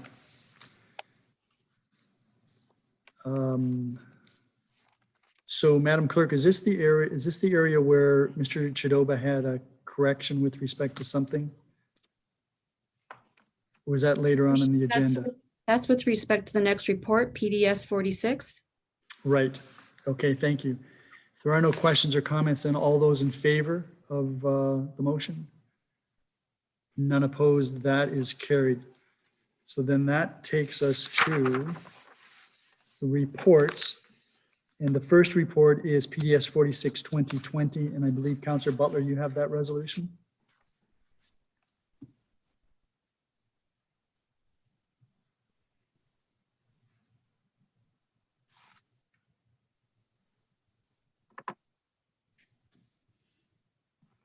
Yes, thank you. Sorry. Moved by myself and seconded by Councillor McDermott, PDS-46 2020 Animal Welfare Protection Bylaw and Animal Control Contract.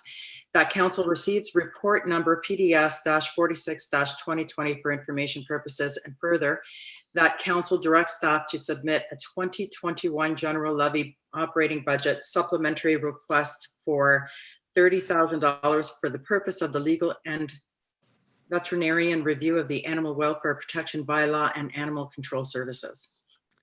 Questions or comments? Councillor Butler, will go with you, and then Zanko, and then Noyes. Okay, thank you. So I found the report interesting. I do have a few questions, Your Worship. On page 2, for clarity, I just wanted to find out, the only reason the OSPCA was removed as the governing body was because they were a not-for-profit charity group and not a crown corporation. Is that correct? Mr. Chidoba, are you? Yes, Mr. I'm Chidoba, here. can you respond to that? Through the chair, Councillor, in short, the act, when it was repealed, what had happened ultimately was the OSPCA is a non-governmental organization, not a crown organization. They were in essence a not-for-profit, and they were unable to be.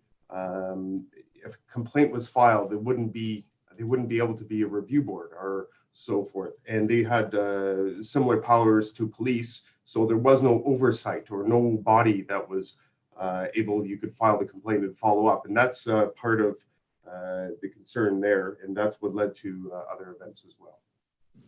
Councillor Butler. Thank you, Your Worship. Just a question with respect to page 4. As I was reading the report, I wondered, I still have the capability of revamping my motions based on the information that Mr. Chidoba provided us. Is that correct? The motions that are coming forward in November? Yeah. Yes. Okay, awesome. And then specifically regarding the provision that affords the greater protection to animals that shall prevail, including the ability to conduct unannounced audits of the facility and assess management and record keeping, populations management, et cetera. Those are some of the provisions that we can put into our own policy directives. Is that correct? If the majority of council agrees, yes. Right, because then it would go to the statement of the greater protection that prevails, right? So, and then page 5, I did look up Susanna Gardner and the City of Toronto's bylaw, and I thought that was amazing. I think that we can do a little bit better for our bylaw, though. There's some things that are missing that I'd like to see added as well. So just to find out, is there any input from councillors that would be accepted or from the general public? Mr. Cookett, do you want to weigh in on that? Have you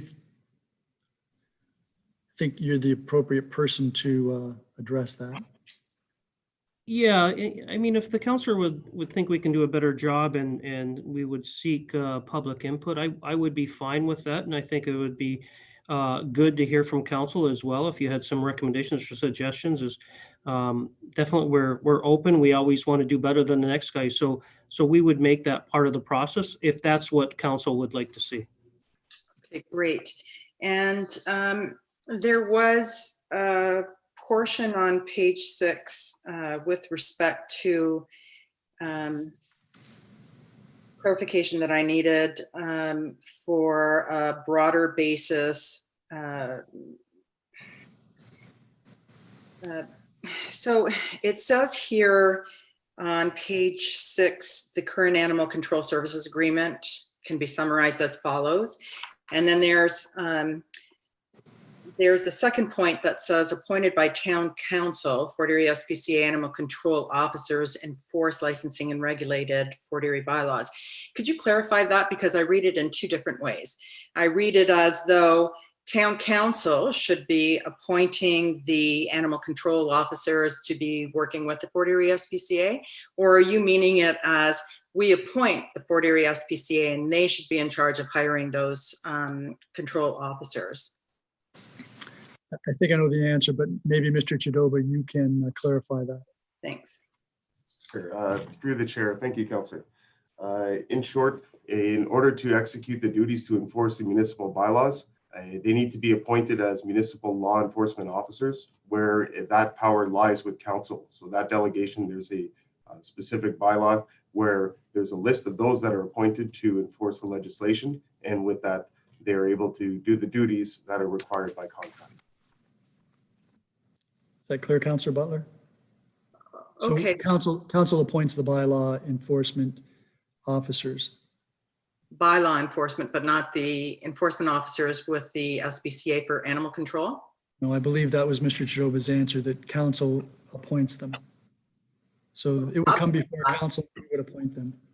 But we haven't in the past. We have not done that in the past, correct? Well, not during the term that I've done it. Well, Mr. Chidoba, can you comment on that at all? Do you have any knowledge of that? And if not you, maybe the clerk might have some knowledge. I was going to say that the clerk would be the best source for that information. Madam Clerk, do you know offhand? The I issue am with, aware that I don't recall the bylaw number, but there was a bylaw that delegated that to the clerk only for the purposes as they were changing their employees' staff rather than keep coming back to council. It was delegated and we would do a letter just acknowledging that this person has left, this person has come on board, because we don't hire and fire those individuals. so but we do empower them. Council has the authority to empower them. So let's perhaps. It came through a bylaw from council. Can you circulate a memo to members of council so that we're clear on that? Okay. Anything further, Councillor Butler? Yes, Your Worship. Do we have the ability to change that process? We can delegate or not delegate authorities if we have the power to delegate them. We don't have to delegate them. Okay. It's a matter of, I'm sure that this is a matter of the whole program, so that if we have a company providing us with a service, in this case, animal control, we would have to have individuals who would have the ability to enforce whatever the rules are. And so if we don't delegate the authority, we have to delegate the authority to somebody, or we have to have the individuals working on staff. That would somewhat be contrary to the notion that we've contracted out the service as opposed to having the service done by our own staff. So the short answer is yes, depending on what the arrangement is. Okay, awesome. And I know I only have 5 minutes, but I have a few more questions. Should I wait until everybody else has a turn and come back to it? You should, because you're beyond your 5 minutes, and I actually. Okay, then there we go. So we're going to go to Councillor Zanko, and then we're going to go to Councillor Noyes. Councillor Zanko. Thank you, Your Worship, and through you to Mr. Chichoba. This is a very good report. I really liked the examples of the other municipalities that you've showed, and you've provided a lot of information. So I very much support this. In light of all of the stories that we've received that have been sent to council, my only concern is that, the timing of this. I know that the proper procedure would be to submit a supplementary request, which I support. I'm just concerned about the delay. It seems like it's urgent now for me. If I hear one more, and I'm sure I can speak for a lot of you. These stories that I'm seeing and seeing pictures of and hearing, it's heart-wrenching for me. I think we all agree that, you know, we have to review this very seriously. We need to look at changes. But now, you know, we're going to be delaying this further. So I guess my question is, and maybe it's to Mr. Jansen, what can we do to expedite this report rather than, you know, waiting for next year? Right. So I'm going to direct that to the CAO. Yes, council can do a budget amendment throughout any time of the year if there's a priority that comes forward. So I would suggest, if that's where you're leaning, to change the seconds that on this report and request that, so we do a budget amendment and that the funds come from the same general levy operating budget. And once approved, then we can proceed now rather than wait. So did you get the drift of that, Councillor Zanko? I did, and thank you. I think I am prepared to move or to make that amendment this evening. Okay, so so basically then you're removing the words 2021 general levy operating budget supplementary request and substituting 2020 budget amendment. Correct. Mr. Jansen, before we go to the seconder, Mr. Jansen?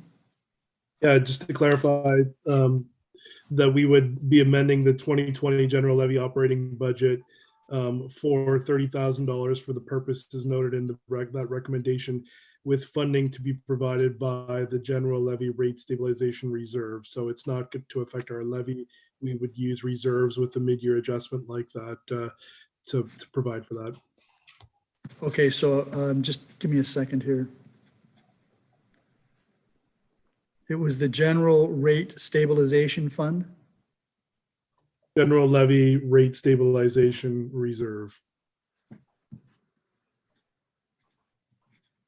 While I'm doing this, is there a seconder for this? Councillor Butler? Okay, so I believe, Councillor Zanko, the amendment is to change the second that to read, council directs staff to submit a 2021 general levy operating budget amendment for $30,000 for the purpose of the legal and veterinarian review of the animal welfare protection bylaw and animal control services, with funding to come from the general levy rate stabilization reserve. Is that, Mr. Jansen, is that what you contemplated? I'm not sure I misheard you, but it would be for the 2020 budget, not the 2021 as it 2020 budget now. amendment, 2020 general levy operating budget amendment, 2020. Yeah, and it could be as simple as that council amends the 2020 budget, and then whatever part that followed I noted previously. I'll say so that council amends the 2020 budget, a general levy operating budget. Okay. So we have an amendment moved by Councillor Zanko, seconded by Councillor Butler, that reads, second that council amends the 2020 general levy operating budget for $30,000 for the purpose of the legal and veterinarian review of the animal welfare protection bylaw and animal control services, with funding to come from the general levy rate stabilization reserve. And Mr. Jansen is nodding in the affirmative, so that he's carefully crafted the amendment for me, for Councillor Zanko. Okay, are there any questions or comments with respect to the amendment? Councillor Noyes. My first question is, do we have an animal welfare protection bylaw currently? We don't have an animal, we don't, do we, Mr. Cookett? I don't think we have an animal welfare protection bylaw. To your worship, not that I'm aware of, no. Well, if you don't know it and I don't know it, I guess the answer is we don't have it. Thank you, Mayor Redekop. Further to that, how can we review something we do not have? Well, I think the intent of the recommendation in conjunction with the report was that we would be looking at that and getting some advice from the lawyer and the veterinarian. So they would be providing us with advice. I guess it's not technically a review, but it's a review by the lawyer and the veterinarian of, so we don't have a bylaw. So if I may continue, Mayor Redekop. So I think that the language is wrong in that we don't have a bylaw to review that refers to that. But putting that aside, I can't support the animal welfare protection part of this, but I can definitely support the animal control services bylaw that we currently have. And so I can't support the two because I think I have concerns about getting involved with animal welfare protection bylaw, particularly with PAWS being really in its infancy, that it just started January 1st, and that we would then be duplicating services that have just really started this year and are probably with the COVID in the establishment phase. I think it would be a bit premature to start looking at taking over that responsibility, particularly when there's two other levels or provincial organizations that have been, which is their job to do. And I don't really have a clear idea of how we would fit into that. So what I would prefer was that basically that we have two costings, and that was going to be before the amendment came forward, is that I would like to see what it would cost if we just did the review of the animal control bylaw and then separated the animal welfare protection bylaw and actually kind of have it in two parts. Would it still cost $30,000 if we did the animal protection? Because animal control, because I can definitely support that, but I still have concerns about the animal welfare protection. Not because I don't want animal welfare, I just think that there's other levels of government that we need to look at and make sure that we're not duplicating. Mr. Chair, before we move off of this, maybe you could clarify why you would have made reference in your recommendation to an animal welfare protection bylaw, which we don't currently have. Through the chair. In short, we don't have an animal protection bylaw. We only have a regulatory bylaw specifically for dogs at large or exotic animals. And then we have a dangerous dog bylaw as well. That's all the animal related bylaws that we have. As the councillor, you were bringing it up, PAWS is in essence taking care of that. They are taking care of animal welfare at this point, and in the absence of it not being done. It can be done complementary, so the town can pass a bylaw regarding animal protection and welfare. The superseding legislation would ultimately be whichever offers the greater good for the benefit of the animal. Just for clarification, because Councillor Noyes has raised the issue and maybe other councillors are of a similar mind, the wording is that we would review the animal welfare protection bylaw, which there isn't one. What was your thinking behind the recommendation, I guess, is my question. Why would you have worded it that way?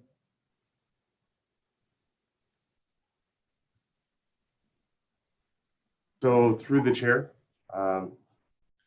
in short, the wording for it actually was what I was trying to put together from the councillor's motions in terms of what to call the animal control, the animal welfare and protection bylaw. And it was brought in forward and trying to give it a name. Right, okay. Councillor Noyes, you had the floor unless you're finished. The only thing, Mayor Redekop, is that, again, the wording is wrong. I think if we're going to create a bylaw for animal welfare protection bylaw and review the animal control services, but again, the way it stands, it doesn't really fit what's currently in place. That's all. Right. To the amendment, anyone else? To the amendment? Councillor Lubberts? Yes, thank you very much, Mayor Redekop. I agree with Councillor Noyes, and looking at the report, there's a lot of things in the report that, is still up for discussion because this is just for information purposes. And then we're going to move forward probably with staff coming forward and bringing an animal welfare protection bylaw forward, right, for discussion. And so I think that what we need to do here is go forward with this report. And then if Councillor Zanko wants to bring forward a notice of motion that we amend the 2020 budget to include $30,000 for the review of an animal control services contract and to use the legal services and the veterinarian to assist in developing the animal welfare protection bylaw and keep it separate from this report. I think that would make it a lot clearer, and it would, because we're going to get ourselves bound right up here because there's too many things in this report that are unclear at this time. I think the amendment is in order simply because the report does provide a second paragraph which calls for some action. I think the issue that Councillor Noyes has raised is that we don't currently have an animal welfare protection bylaw to review, nor have we given staff direction to prepare an animal welfare protection bylaw. And one of the things that we don't have is what would the cost of enforcing of town of Fort Erie animal protection bylaw be. So I think the motion is in order. I think Councillor Noyes' comments are well taken, and I think it creates some uncertainty, but the motion, the amendment is certainly, in my view, in order. Anyone else wish to speak to the amendment, or Councillor Lubberts, are you finished? Yeah, well, if that's the case, then we need to reduce the amount, and then we can just review the animal control services contract because we don't have an animal welfare bylaw. So that there can't be reviewed. So we don't need legal counsel to do that. And the animal control services contract, yeah, we can use legal, but I don't think we need the veterinarian involved in the animal control services bylaw. So we're going to reduce the amount to 30,000, from 30,000 to whatever the CAO might recommend. Well, I don't think the CAO can make a recommendation without knowing what the parameters are of the $30,000. I certainly don't know, and maybe Mr. Chidoba does, but I'm thinking that there was a request for services, and the lawyer and the veterinarian that she works with came up with $30,000 for two pieces of work, one of which we technically haven't authorized or directed staff to embark upon. So I think the difficulty is that I think that there's some desire for urgency on the part of some councillors with respect to the review of the animal control services contract. And there's also a desire by some members of council to have an animal welfare protection bylaw, which I don't think we have enough information regarding the cost of. So, I understand that, but we need to discuss with the clerk as well. We have already passed a motion just recently that we are going to review the animal control services agreement and that we're going to put it out for contract when it comes due. So that there has already been acted on and voted on and approved. Right. So this is So a budget. Now you got another motion here where you want to review it. You've already voted on it. No, this is a motion to allocate funding for the review of the animal control, changes to the animal control contract. Yeah, That's and what we this is voted for. on that at the previous council meeting. We voted on making changes to the animal control services agreement and to put it out to tender when it comes due. So the resolution that was passed was that municipal council directs staff to review the animal services contract to be placed on an open bid system in 2022 rather than single sourced. Doesn't say that, so staff is now saying that they are prepared to recommend that we hire some professionals to assist them with respect to the review of the animal control contract. The difficulty is the addition of the animal welfare protection bylaw wording. So we've given staff direction to review the animal control services contract. That direction has been given. So that is there. So we can't give them another direction on the same issue. You're going to have to reconsider the last one that you already voted on, Mayor Redekop. So Councillor Lubberts, just listen to me and look at the wording of the second paragraph. This is a paragraph that authorizes the allocation of funding for a review of these certain services, and that funding is to go to two professionals who would provide the review. So that's a separate and distinct resolution than the one where we authorize staff to review the contract. They're saying now that it would be appropriate for us to hire two professionals to assist them in the review. So it's a distinct and separate provision. This is a monetary allocation. Resolution from the last meeting, it was a distinct and separate resolution. And now you're duplicating what you've already done. Okay, so Councillor Lubberts, you're done now on this particular point. Councillor Lubberts, you're done on this point. You're done on this point. I agree with you that there was a direction to staff with respect to reviewing the contract. Now there's a resolution before us to allocate money for that review. So they're two separate items. So we're finished with that. Your point was that the animal welfare protection bylaw doesn't exist, et cetera. And you agree with Councillor Noyes. I got that. Anything further on the amendment? No. Anyone else wish to speak to the amendment? Councillor Butler?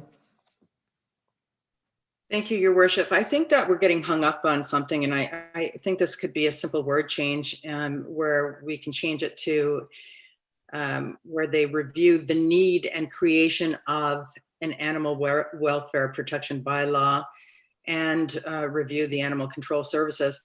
There has to be a provision of needs included. So it covers the general welfare of animals. And I think that that's where we're getting hung up on. We're looking at all of these higher governments, but we're not looking at the municipality and what the provision of care within the municipality should be and what that looks like. And I don't know that there is a deeper understanding or research that's been done by members of council to understand that portion of it. I had to research it myself and understand what the difference would be. Currently, you know, there is no inclusion covering cats. We've also allowed for chickens to be on properties. So those are some things that are not even covered currently that needs to be reviewed. And that's my 2 cents at any rate. I think that we should go ahead and do this and move swiftly toward the amendment. Well, I appreciate your comment, but the amendment speaks to, or the amendment and the resolution speaks to an animal welfare protection bylaw that doesn't exist. Your point is there'd need to be a further amendment to the provision. And you're the seconder, Councillor Zanko, you're the mover. I don't know whether the two of you can come up with some different wording that you would like to utilize with respect to your proposed amendment. Yes, Your Worship, we can change the wording and make a friendly adjustment. I read the report as though when Mr. Chimboda had mentioned review, I took it as though he would be in the process of moving forward with looking at this, not necessarily reviewing an existing bylaw that we don't have. I looked at it as, he would be reviewing what type of animal rights welfare bylaw we may need to support in addition to our current animal control bylaw. I could be way off there, but that's the way I read it. And I'm happy to make an adjustment of the wording, as Councillor Butler had mentioned. So I'm just trying to capture what was in the original motion.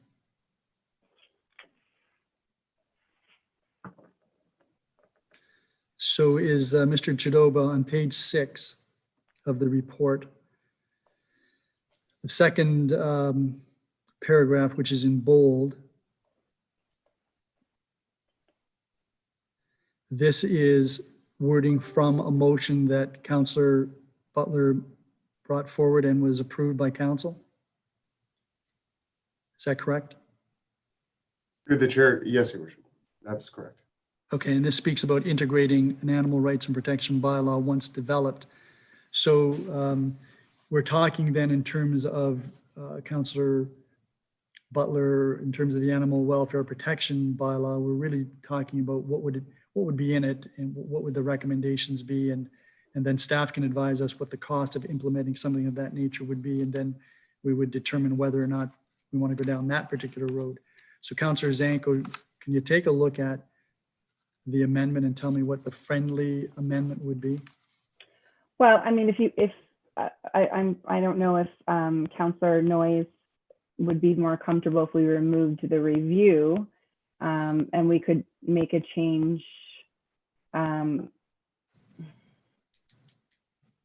We can make, I guess I'd be comfortable with removing review. I would like some clarity, Your Worship, if the way I'm understanding this wording is correct. If when Mr. Chimboda had mentioned review, if he's referencing while looking at our animal control bylaw, implementing or reviewing what needs to be implemented to ensure animal welfare.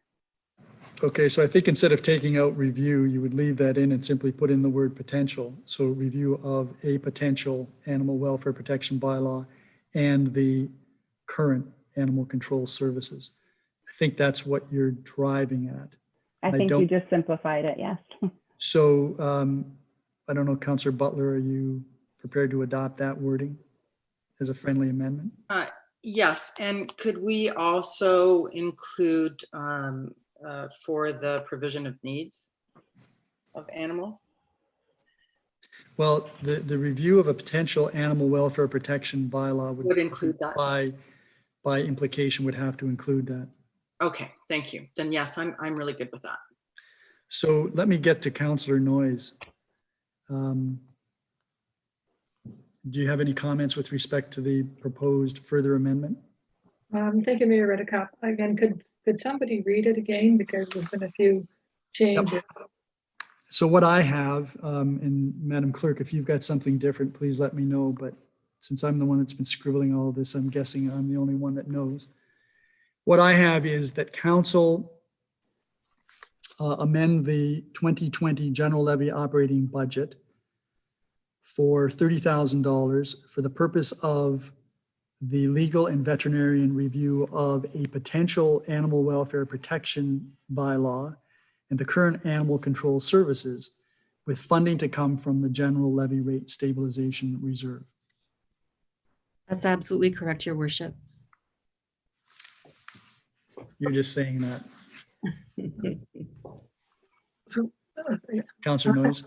Thank you, Mayor Redekop. Again, and I'm not trying to do this. It still doesn't read correctly to me. I would say the need to establish that the purposes for the legal and veterinarian to establish an animal welfare protection bylaw. I'm not even sure whether we're certain that we need to establish a bylaw, that will come out in the review. I'm not going to split hairs on this. I'm still in doubt in regards to the need for an animal welfare protection bylaw at a municipal level, that we're not duplicating services. I get that. But I understand Councillor Zanko's concern. I mean, all of us who've read the emails, had the phone calls, something does need to be addressed and something should be looked at, and there needs to be some dialogue regarding this. So I guess I will probably reluctantly support this, but having said that, I will still be questioning the need whether we should, as a municipality, get involved with the animal welfare protection end of it. Thank you.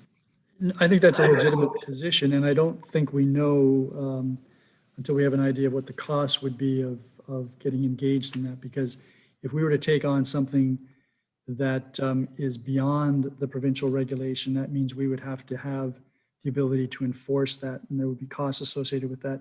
Councillor McDermott, I see your hand up. Yes, Your Worship.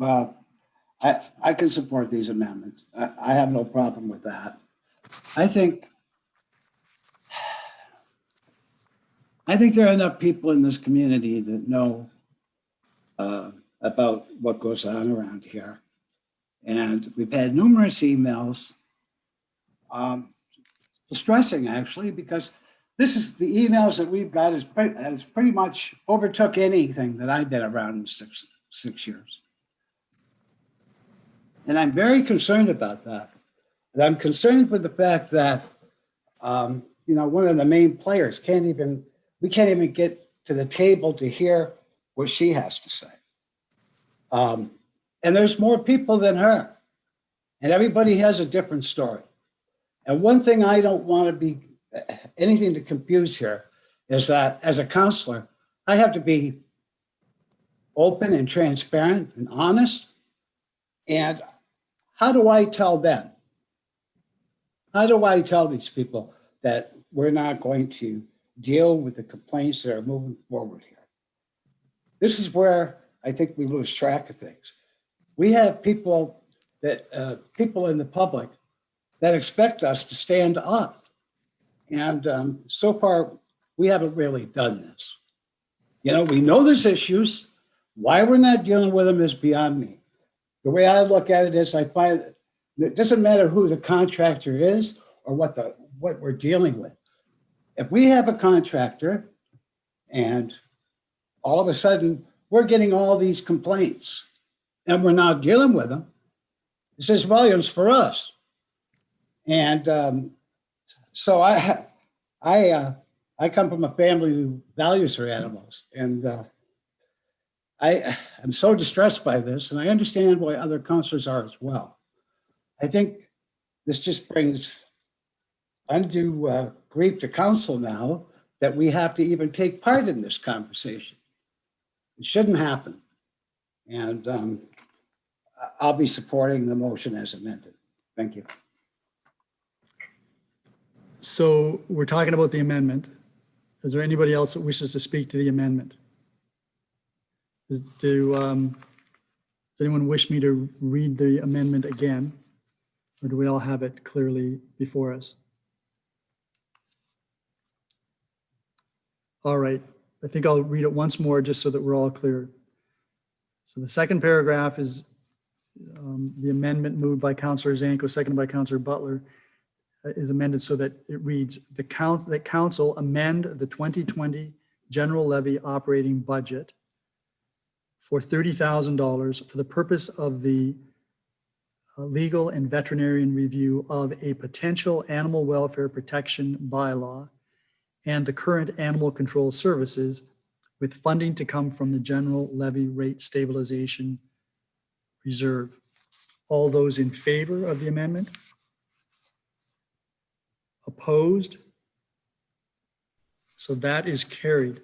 So the amended bylaw is on the floor. Is there any further comment or question? Councillor Noyes and then Councillor Zanko. Thank you, Mayor Redekop. And I'm going to start with this. I've been giving this a lot of thought, like all of us have.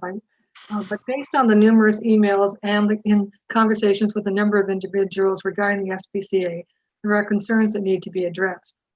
I understand that PAWS and AMAFRA have investigated more than once without citing any major problems.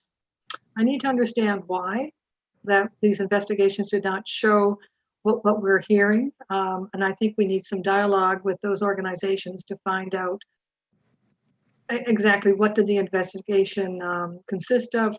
Were they aware of these complaints at the time of the investigation and things like that? I think there has to be dialogue. I'm not sure what their limitations are for PAWS and AMAFRA are in regards to what they can and can't do, and that should be part of the dialogue. The concerns raised by residents, past board members, and employees do need to be addressed. And it appears that there is, as always, room for improvement. I do not have a solution to this problem, but I do recognize that there is a problem. I cannot support, however, the town taking on the responsibility for animal welfare, for this is the responsibility of other provincial organizations, and duplicating that responsibility will lead to confusion as to who is doing what.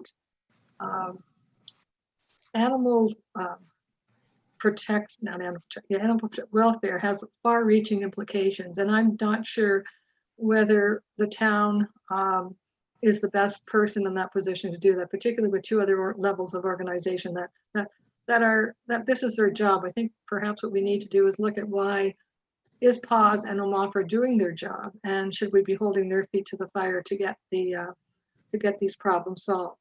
I will support the need to have an animal control bylaw and contract services reviewed and updated. Council needs to be confident that those we are entrusted to do animal control are doing it as it should be done. I would like to see the two costs separated for animal control and animal welfare. I also have some concerns about the establishment of the existing board itself.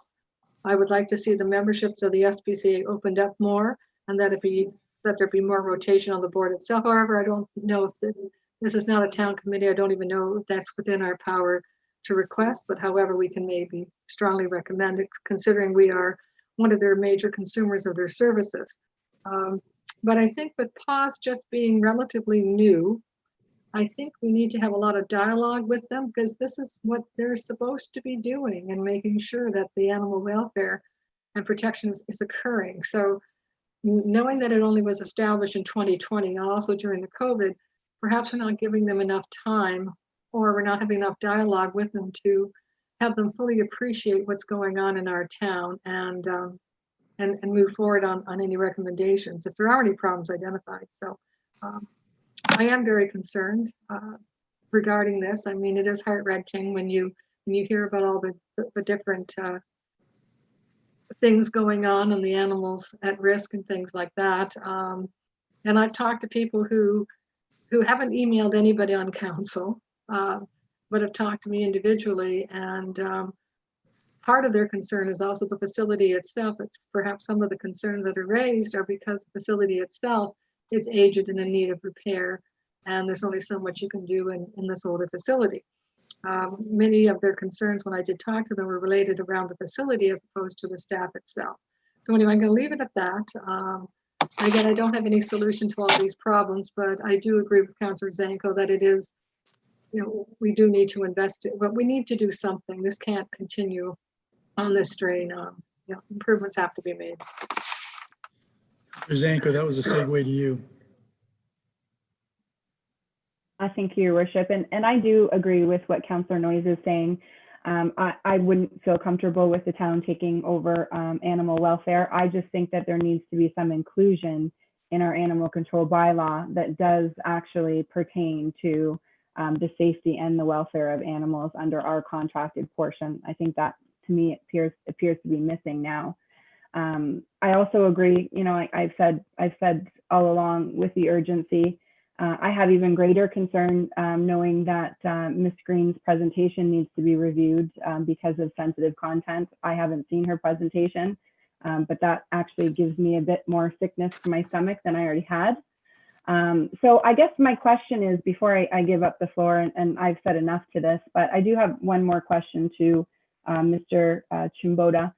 On page 7 of your report, it does indicate that if any change or a termination of the contract would be given, 90 days notice has to be given to the SPCA.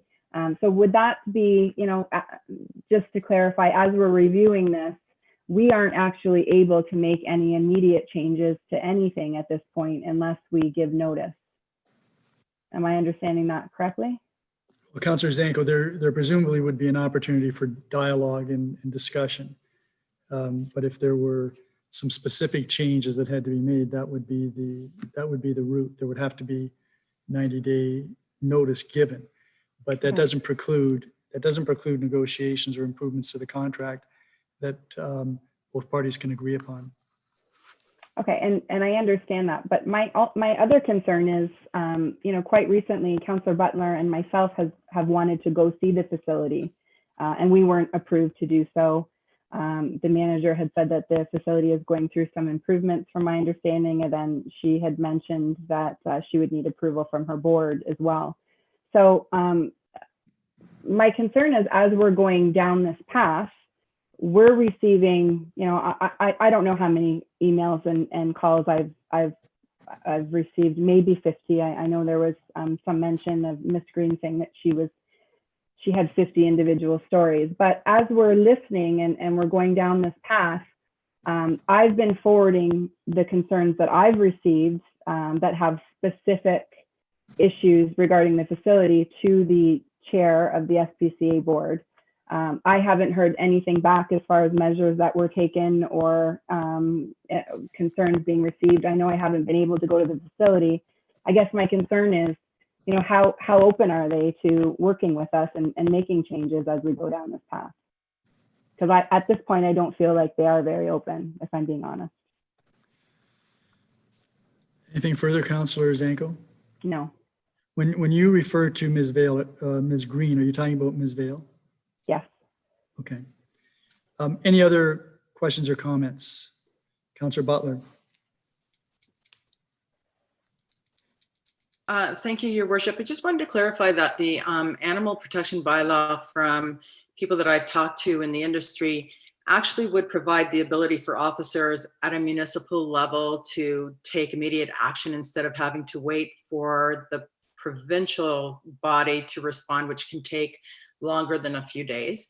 And then that allows also for charges to be laid by our bylaw officers that would actually assist the provincial officers in leading to criminal charges and prosecution. And I noticed that when I did the research, when Mr. Chidoba mentioned the City of Toronto, I did read some of their services, and they actually have a correlation to the two.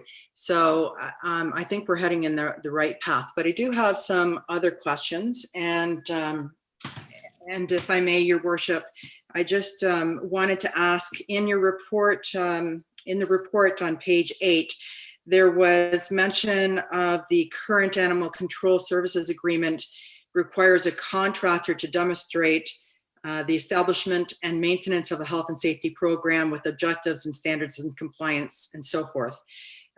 So has that ever been done? Mr. Chidoba, would you know, or should I refer that to someone with a longer service with the town? Through the chair, that'd be appreciated, Your Worship. So I don't know, Mr. Cookett, whether you or the clerk can comment on that. I'm not aware of us ever requesting that information. I don't know if the clerk is aware, but I have not requested it, and I don't think the town has in the past. I'm not aware of it being requested either. I'm not very involved with the SPCA other than dangerous dogs. Thank you very much. And from what I read from the report, it's an agreement that requires the contractor to submit that. So if we haven't requested it, we haven't seen it, it's not been submitted, is my summation from that. But on page 9, I'm going to try to go quickly because I know my 5 minutes. Before you move off of that, I think the subliminal message is that we should be asking the SPCA to provide the verification that they have a health and safety program. So Mr. Cookett, can you make a note of that, please? Yeah. And that's part of the reason why it's so important to revamp the contractual agreement, because it should be clarified what really should be done. But at any rate, I don't want to spend my 5 minutes on that. So on page 9, in the first paragraph, I did want to get some clarification, because if we go to market, well, you know, in the future, it's saying that there's a requirement to have a physical shelter, and yet I don't see that in the existing contract, nor do I see that in bylaw 2-10. I read through it and couldn't see anything to that effect. So could you please clarify that for me? Because I would argue the fact that a lot of our contractors currently don't have a physical location in Fort Erie, and that just kind of throws that argument out to the water. Well, I don't know that you can compare apples and oranges, but Mr. Chidoba, can you comment on that content of your report?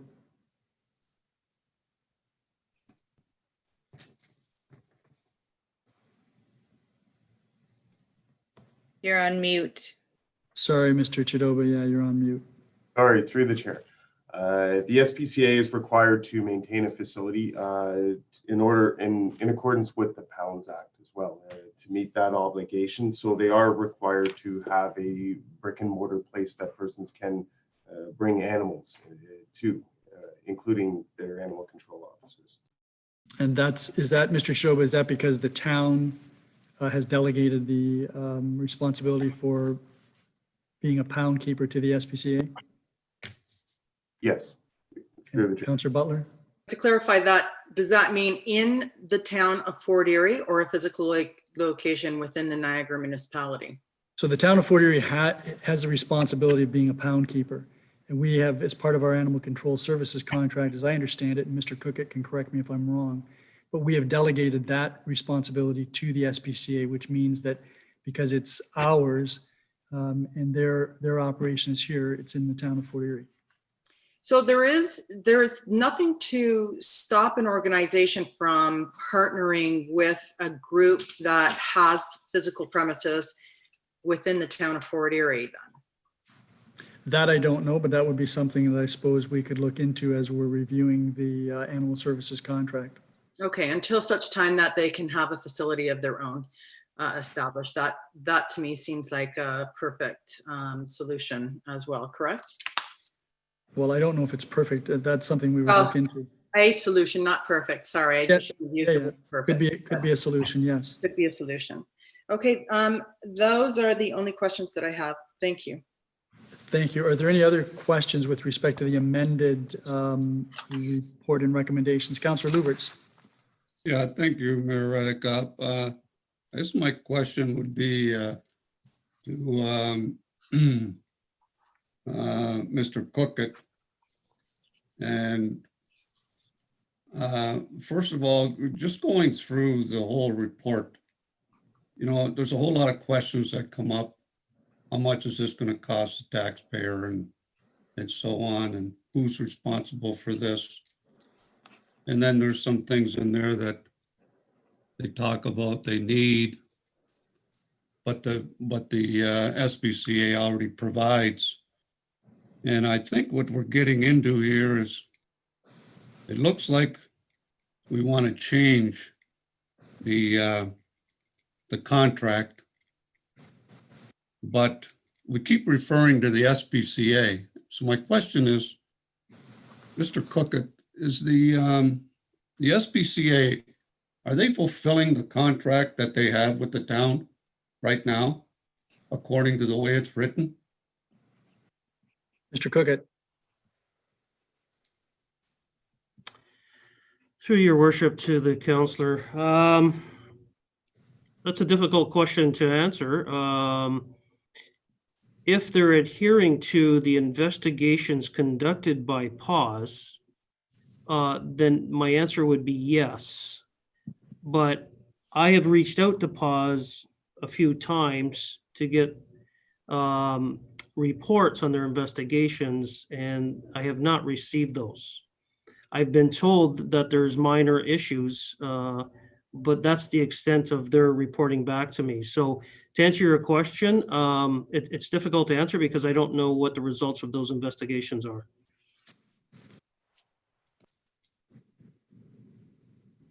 Councillor Lubberts. Well, the SPCA, they provided you with the report that they received from PAWS. Are you saying that there's more to the report? Is that what PAWS is telling you, that there's more to the report? Mr. Cookett? Yeah, through your worship to the councillor. So the last time I spoke with PAWS, it was a verbal conversation we had, and they were going to follow up with a detailed report. But I'm also been led to believe that they've done more than one investigation. So my conversation with them was regarding their first investigation, but I've been told they've done others. I've never received any feedback from those other investigations that they've done. Councillor Lubberts? So the contract that the SPCA has with the town of Fort Erie right now is for the animal control. Is that correct? Just for animal control?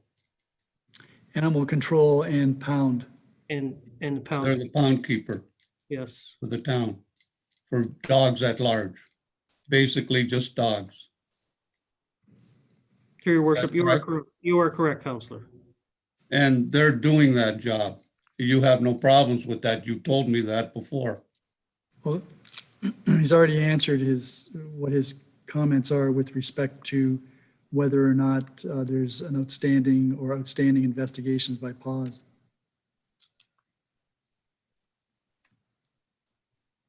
I get that, but that's PAWS related. That's outside of our contract. Well, if it relates to the pound keeping aspect, it's technically not. But Mr. Cook, did you want to comment further?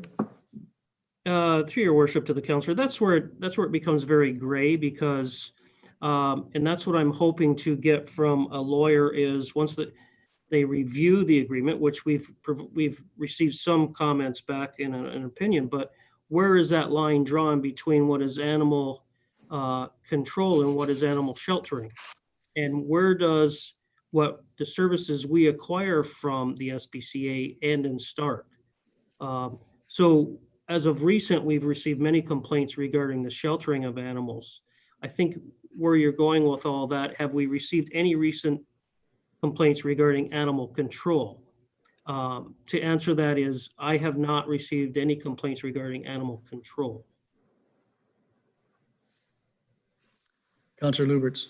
Okay, thank you very much. But where I'm trying to get at with this whole thing is, if we're going to go with making changes to the animal control services, right? Then the animal control services needs to be separated from the SPCA. We have SPCA issues that you want to deal with, right? But the animal control services review and the contract for animal control services, that needs to be dealt with in a separate manner. And you need to stop referring to the SPCA, because who we're actually referring to is the contractor that's going to be handling that service. And so we need to separate the SPCA from that service, deal with that service. And any issues you have with the SPCA, that needs to be dealt with separately. And we keep coming back, and we're going back and forth here about, well, even in the report, it's constantly referring to the SPCA, right? And yeah, sometimes the SPCA needs to be discussed because they're the contractor for now. But other in the next contract that you put out, the next tender that you put out, there's going to be nothing with the SPCA in there. This is what we're going to require, and this is what we need from you. right now, all the allegations that are out there, right, they need to be dealt with from an outside agency, either PAWS or OMAFRA. The town of Fort Erie, what are we going to do? How are we going to investigate all these? And maybe Mr. Cookett can give me what authority do we have to investigate? All we can do is request an investigation. Is that correct, Mr. Cookett? Yeah, that's correct, Councillor Lubberts, and that's why we're looking at, or some councillors want us to look at our own animal protection bylaw. Yes, and I think that's what we're going to do, but they keep referring to the SPCA when they're making the changes. If you want to change it, you change it. But You the got that. SPCA is a separate entity here. We got to separate the two of them. That's Councillor what I'm trying to Lubberts. get at.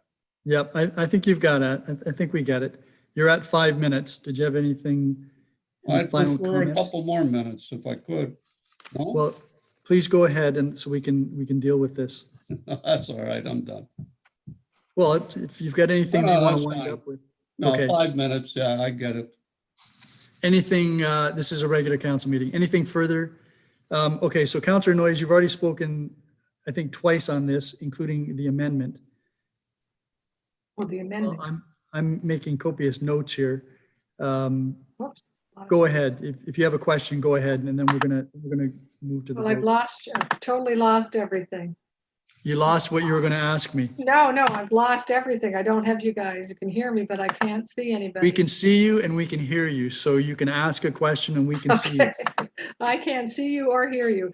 Anyway, I just wanted to comment in regards to Dr. King's presentation or delegation a few weeks ago. And I think at that point, he acknowledged that there was some room for improvement, and he agreed to look at 4 issues that this council raised. And I was just wondering if we've heard back, if there's been any forward movement in regards to those issues that we raised at that meeting, because that would help as we're moving forward with this review.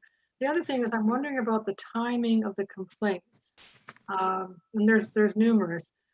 Have these complaints? Okay, so Councillor Noyes, at this point, I'm gonna call you out of order.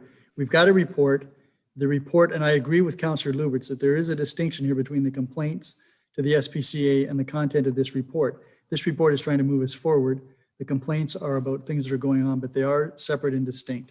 So I think that you had a question. The question was whether or not there's been any response by Dr. King to some suggestions that you made as to policies that they might want to implement. Mr. Cookett, Madam Clerk, have you heard anything? Have either of you heard anything from Dr. King or the SPCA? I have not, no. Okay, Councillor Noyes, I'm going to let you finish, but I want you to focus on the report. No, nothing further.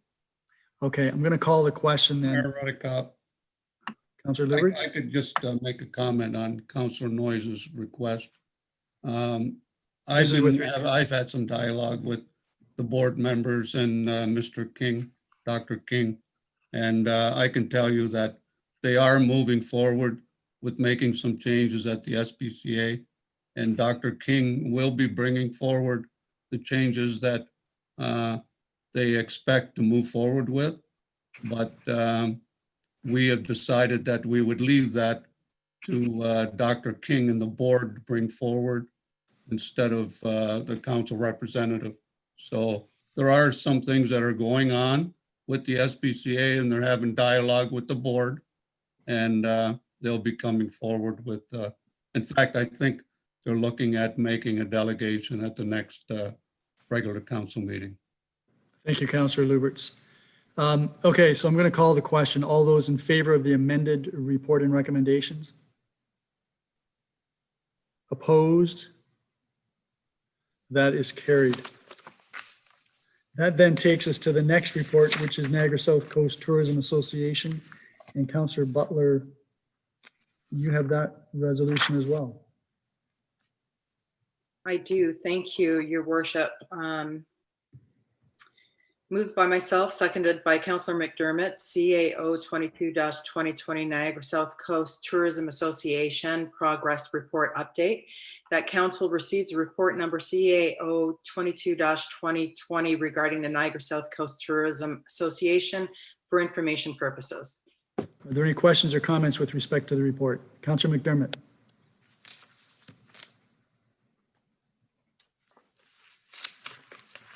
Yes, Your Worship, thank you. I just want a very quick comment to thank Carol Lee, Deanna, and Dan at EDTS for the work that they've been doing with Niagara South Coast Tourism Association. I think it's pretty clear in this report that Port Erie is going to be the beneficiary of $86,915 to offset the impacts of COVID of the Bay Beach operations and the expenses for increased sanitation and washrooms and additional staff. This is certainly a bonus for all of us, and I think it's because of the hard work that the EDTS is doing on behalf of the town. This is just another initiative of many, and probably many more to come, and I certainly appreciate their efforts.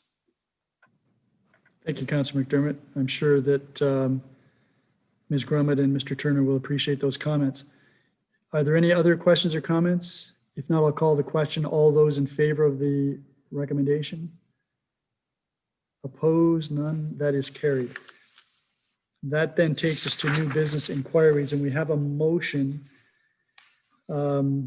recommended by Director Jansen. And Councillor McDermott, I understand you have that with respect to phase 2 application for funding. Yes, thank you, Worship. Moved by myself, seconded by Councillor Butler. Whereas the Ontario government announced the Safe Restart Agreement, Municipal Operating Funding Phase 2, which is available to eligible municipalities that can demonstrate COVID-19 related financial impacts exceed the allocation provided in Phase 1.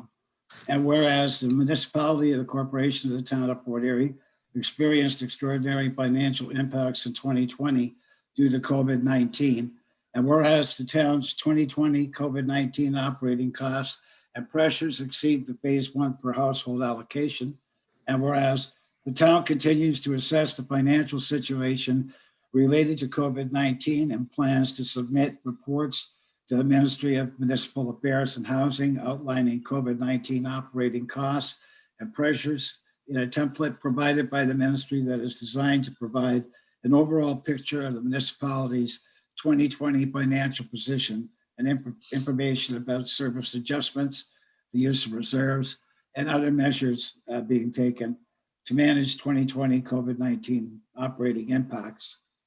Now, therefore, be it resolved that Council directs staff to submit an application under Phase 2 of the Safe Restart Agreement, Municipal Operating Funding, in accordance with the program requirements, and further that the Council of the Corporation of the Town of Port Erie request the Minister of Municipal Housing, Affairs and Housing to provide financial assistance under Phase 2 of the Safe Restart Agreement, Municipal Operating Funding, and further that the Treasurer or his designates is delegated authority to verify and attest to the accuracy of the submitted application as required.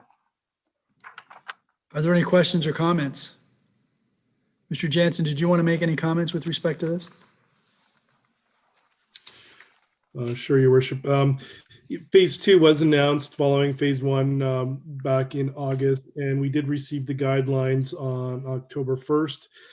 We do still have some unanswered questions regarding the guidelines and how they'll be applied, but our preference at this point was to have a resolution authorizing staff to submit an application. Q2 was the last time in early September that staff would have submitted a report to council forecasting to the end of the year the financial impacts. Of course, many things have changed since early September even, so those forecasts will be revisiting and looking to see whether or not our overall forecast will change. Some particular comments that clarified the municipal net pressures from the province are that we understand that revenue and expense changes from COVID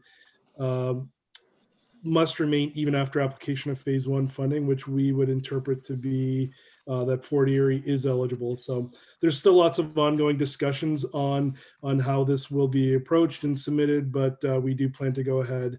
It's currently due for October 30th, but we are submitting a request for an extension in accordance with the letter for November 6th. That's it. Thank you. If there are no questions or comments, I'll call the question. All those in favor of the motion? None opposed, that is carried.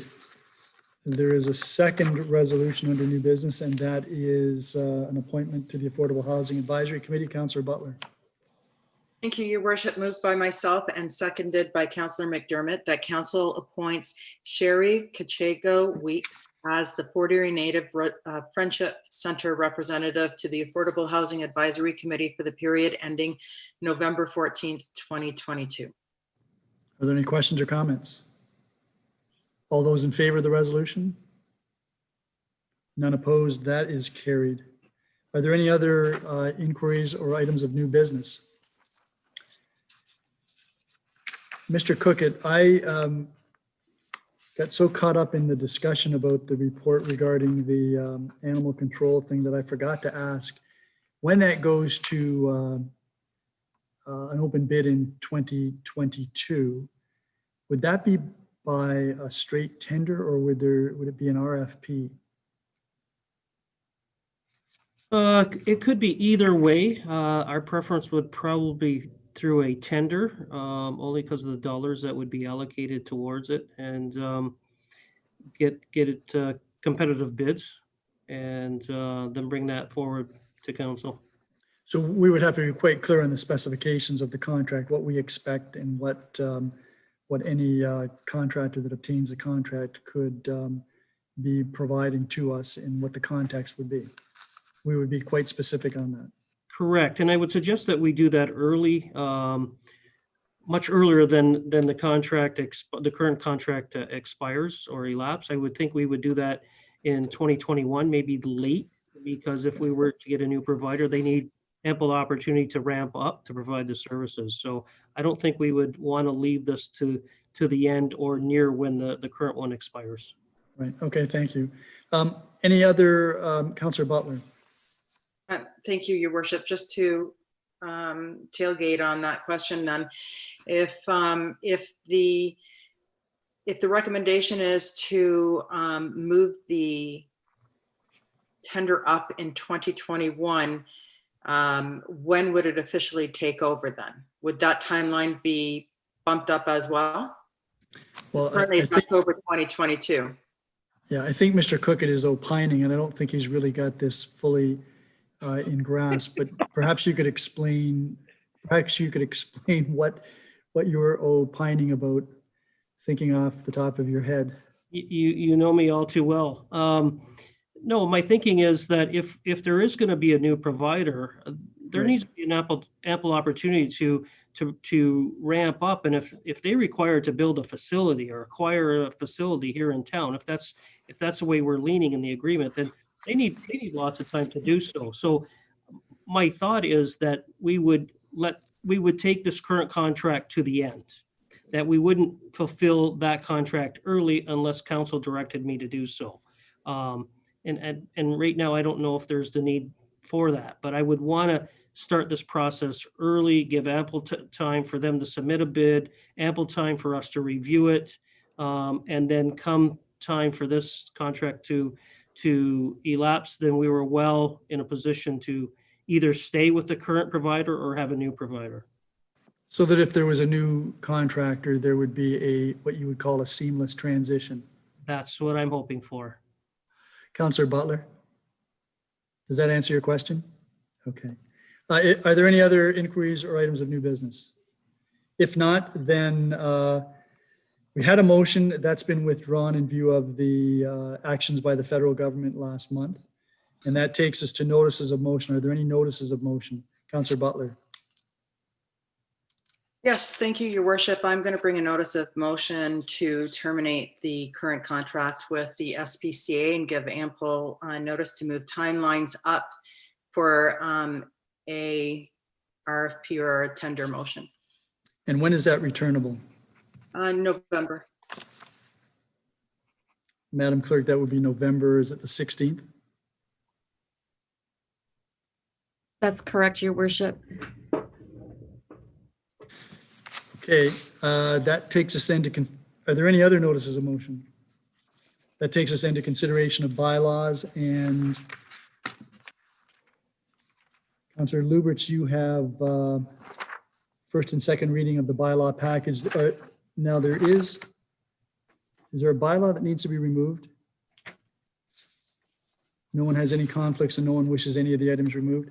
Okay, Councillor Lubberts, would you proceed with first and second reading then, please? Yes, thank you very much, Mayor Redekop. Moved by myself and seconded by Councillor McDermott that a bylaw package containing bylaw 98, 2020 to amend bylaw number 9312 as amended to adopt a reserve policy for the town of Fort Erie Municipal Drain Reserve Fund and housekeeping amendment. 9920 to appoint Ashley Carter as acting deputy clerk in the absence of the clerk and to repeal bylaw number 68-2017. Bylaw 100-2020 to adopt the corporation of the town of Fort Erie Health and Safety Policy and to repeal bylaw number 138-2019.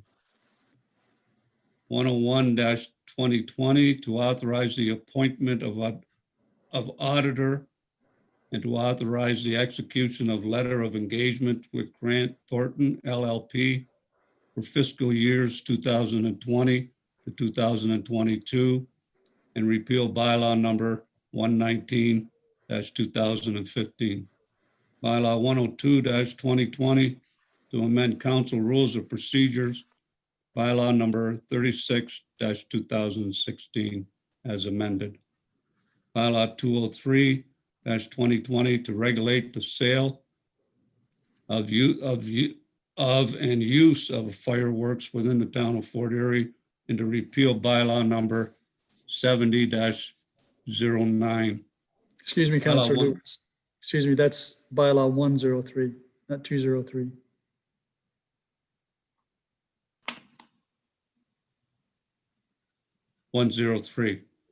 Yes, thank you. Bylaw number 104-2020 to authorize the entry into an extension agreement with 501-7018 Ontario Inc. on behalf of Garrison Square Plaza, John Cries, Unit 1 and 2, 660 Garrison Road. 105-2020 to amend zoning bylaw number 12990, Urban and Environmental Management, Inc., Greg Terrace, Agent, 2639723, Ontario, Inc., Amit Kira, Applicant, 550075, Ontario, Inc., Joseph Zawatsky, Owner, 0 Town Line Road. Bylaw 106-2020 to adopt the winter operations plan for fall 2020 to the spring of 2024 and to repeal bylaw number 114-2020. Bylaw 107-2020 to adopt the Fort Erie Fire and Emergency Services from 2021 to 2030 strategic plan and to repeal bylaw number 72-96 is given first and second reading. All those in favor? None opposed, that is carried. So that bylaw package is on the floor for questions or comments. Councillor Noyes? Thank you, Mayor Redekop. I just wanted to briefly comment on bylaw number 105-2020, which is a 0 Town Line Road, the development that's happening there. Just that I think there's been a lot of discussion, a lot of good discussion, a lot of movement forward. And I know the residents are concerned about the several issues that still have to be worked out. And I've assured them that that will be worked out during the site plan process and that their concerns will be addressed at that time. That's all. Thank you. Any other questions or comments with respect to the bylaws in the package? If not, then we'll go to third and final reading. Councillor Dubanow. Yeah, thank you, Your Worship. Moved by myself, seconded by Councillor Noyes, that bylaws 98-2020, 99-2020, 100-2020, 101-2020, 102-2020, 103-2020, 104-2020, 105-2020, 106-2020, 107-2020 are given third and final reading to be signed by the mayor and clerk under the corporate seal. Count would be proud of you, Councillor Dubanow. Are there any questions or comments with respect to any of the bylaws? If not, I'll call the question. All those in favor? None opposed. That is carried. That then takes us to the confirmatory bylaw. And Councillor Zanko, you have first and second reading.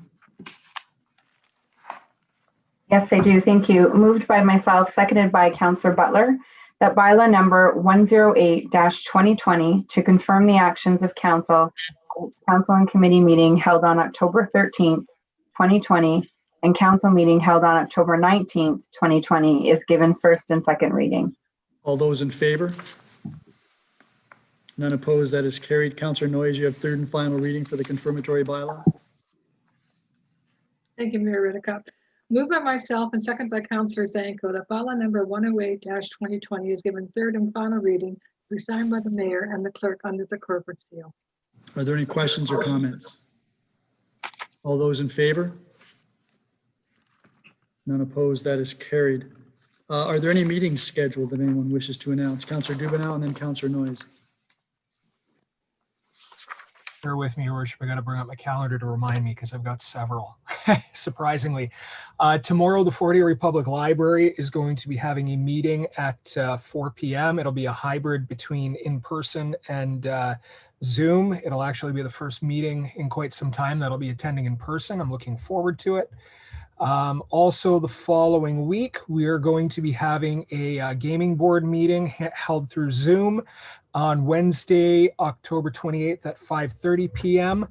The Transit Advisory Committee is going to be having a meeting at 3 p.m. on Thursday, October 29th. And unless that's changed, I believe we were holding that in person at the Stevensville Memorial Hall, but I don't know if there's been some changes just with the situation going on. And also that same day at 6 p.m., there's going to be a South Tributary Drain Court of Revision meeting also at the Stevensville Memorial Hall. Councillor Dubanow, I do have 3 o'clock on the 29th for the Transit Advisory Committee at Stevensville Hall. So Perfect. that's correct. Councillor Noyes. Thank you, Mayor Redekop. There is a traffic coordinating meeting on Wednesday, October 28th. There'll be a Zoom meeting at noon. Thank you. Any other meetings that anyone wishes to announce? Councillor Zanko. Thank you, Your Worship. There is a planning and development subcommittee meeting on October 28th at 5 p.m. and that is also via Zoom. Any other meetings?